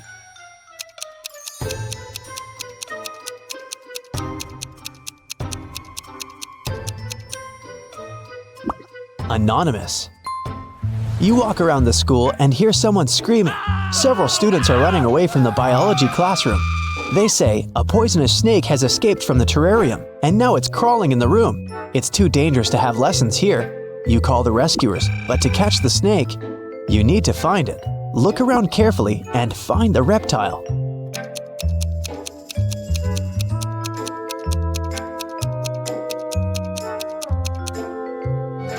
Take a look at the picture with snakes in the far corner of the room. One of these snakes is real, as its tail goes beyond the painting. Your next problem is in the parking lot. The professor of magic tells you that someone has punctured a tire on her car. Apparently, one of the students took revenge on the teacher for a bad grade on the exam. Fortunately, there's an extra tire in the trunk. But here's the problem. You don't have 4 bolts to attach it. How can you help the teacher?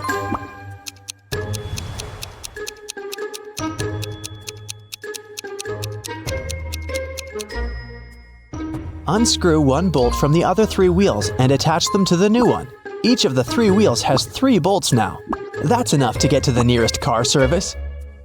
You come to your office to take a nap, but hear a sudden cracking noise. You find pieces of glass in the yard. Someone has broken a window on the 3rd floor with a stone. You need to figure out who did this among 3 suspects: a cook, a gardener, and a student. The cook says he was in the kitchen making burgers. The gardener claims that he was watering the roses in the garden. The student says he was sitting in the library at the time. Which one of them is lying?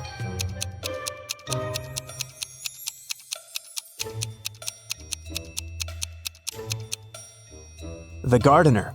One of the students has cut those roses, remember? So the gardener didn't have any roses to water. Finally, the day is coming to an end. All students have passed their exams and are going home. You walk through a long corridor and hear a knock. Several people are stuck in the gym and can't get out. They've lost their keys, and the door only opens from the outside. You need to help them, but where can you find the keys?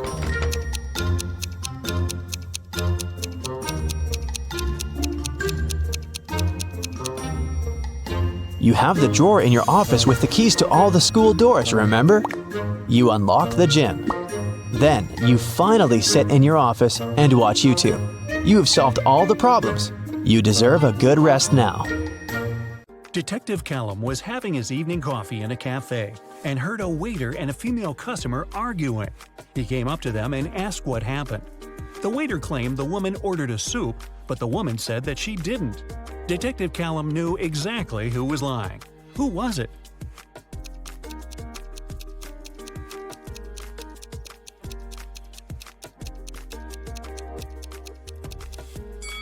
The sign on the door says that the cafe serves hot dishes only till 4 p.m.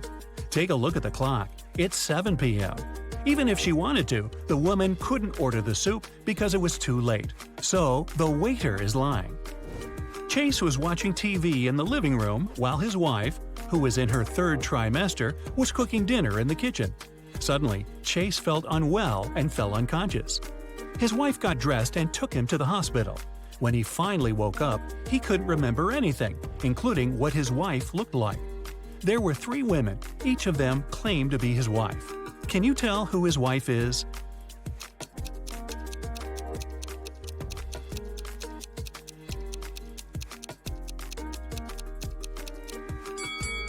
Firstly, his wife was pregnant and was in her 3rd trimester, so she must have a belly. So it isn't the woman on the left who doesn't look pregnant at all. Now look at the shoes of the other 2 women. One of them has her shoes untied. That's because she couldn't lean down and tie them herself, and her unconscious husband couldn't help her. So it seems like she is his real wife. Esme was having a regular walk in the forest. In the evening, she decided to come back home but got lost. She was wandering around until, guess what? She found the witch's house. She walked in, pet the cat, and asked if the witch can send her home. The witch was about to start a frog farm, and she needed Esme's help. If Esme solves it, the witch will let her go. If not, Esme will have to stay forever and work on her frog farm. She got 2 frogs. The number of frogs doubles every day. The seller told her that her little frog pond in the yard would be filled with frogs entirely in 100 days. How many days will it take for the pond to be half filled?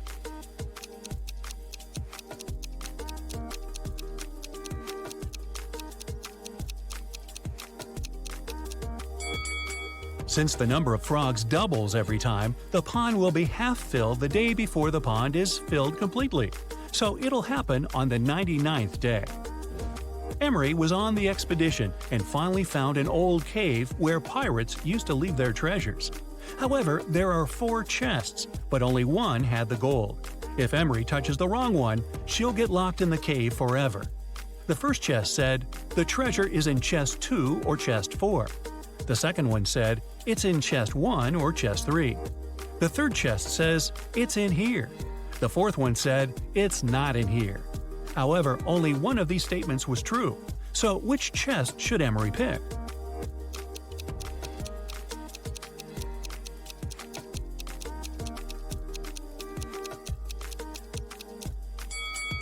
If the treasure is in the first chest, statements 2 and 4 are correct. However, there should only be one correct one. If it's in the second chest, the first one and the fourth one are true. If it's in the third chest, then 2 statements are true, the second and third. So Emery should pick the fourth chest. This way, only the first statement is correct and the treasure is in the fourth one. Detective Callum was in a bank and heard two women arguing. Mrs. Lewis and Mrs. Clark were both claiming that a handbag was theirs. Luckily, one young man took a picture of the waiting room just before the argument. So take a look and tell who the handbag belongs to.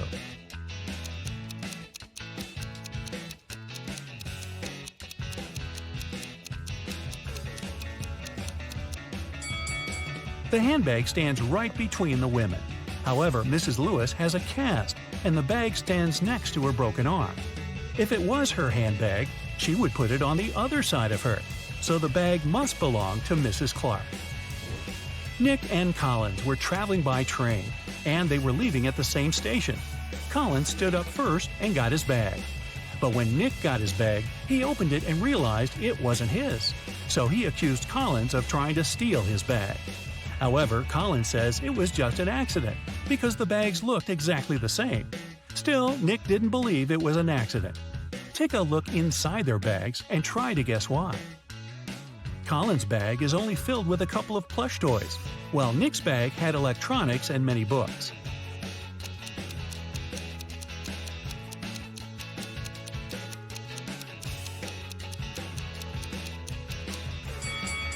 Collins couldn't take Nick's bag by accident because even though they're similar, their weight is too different, and he'd noticed that.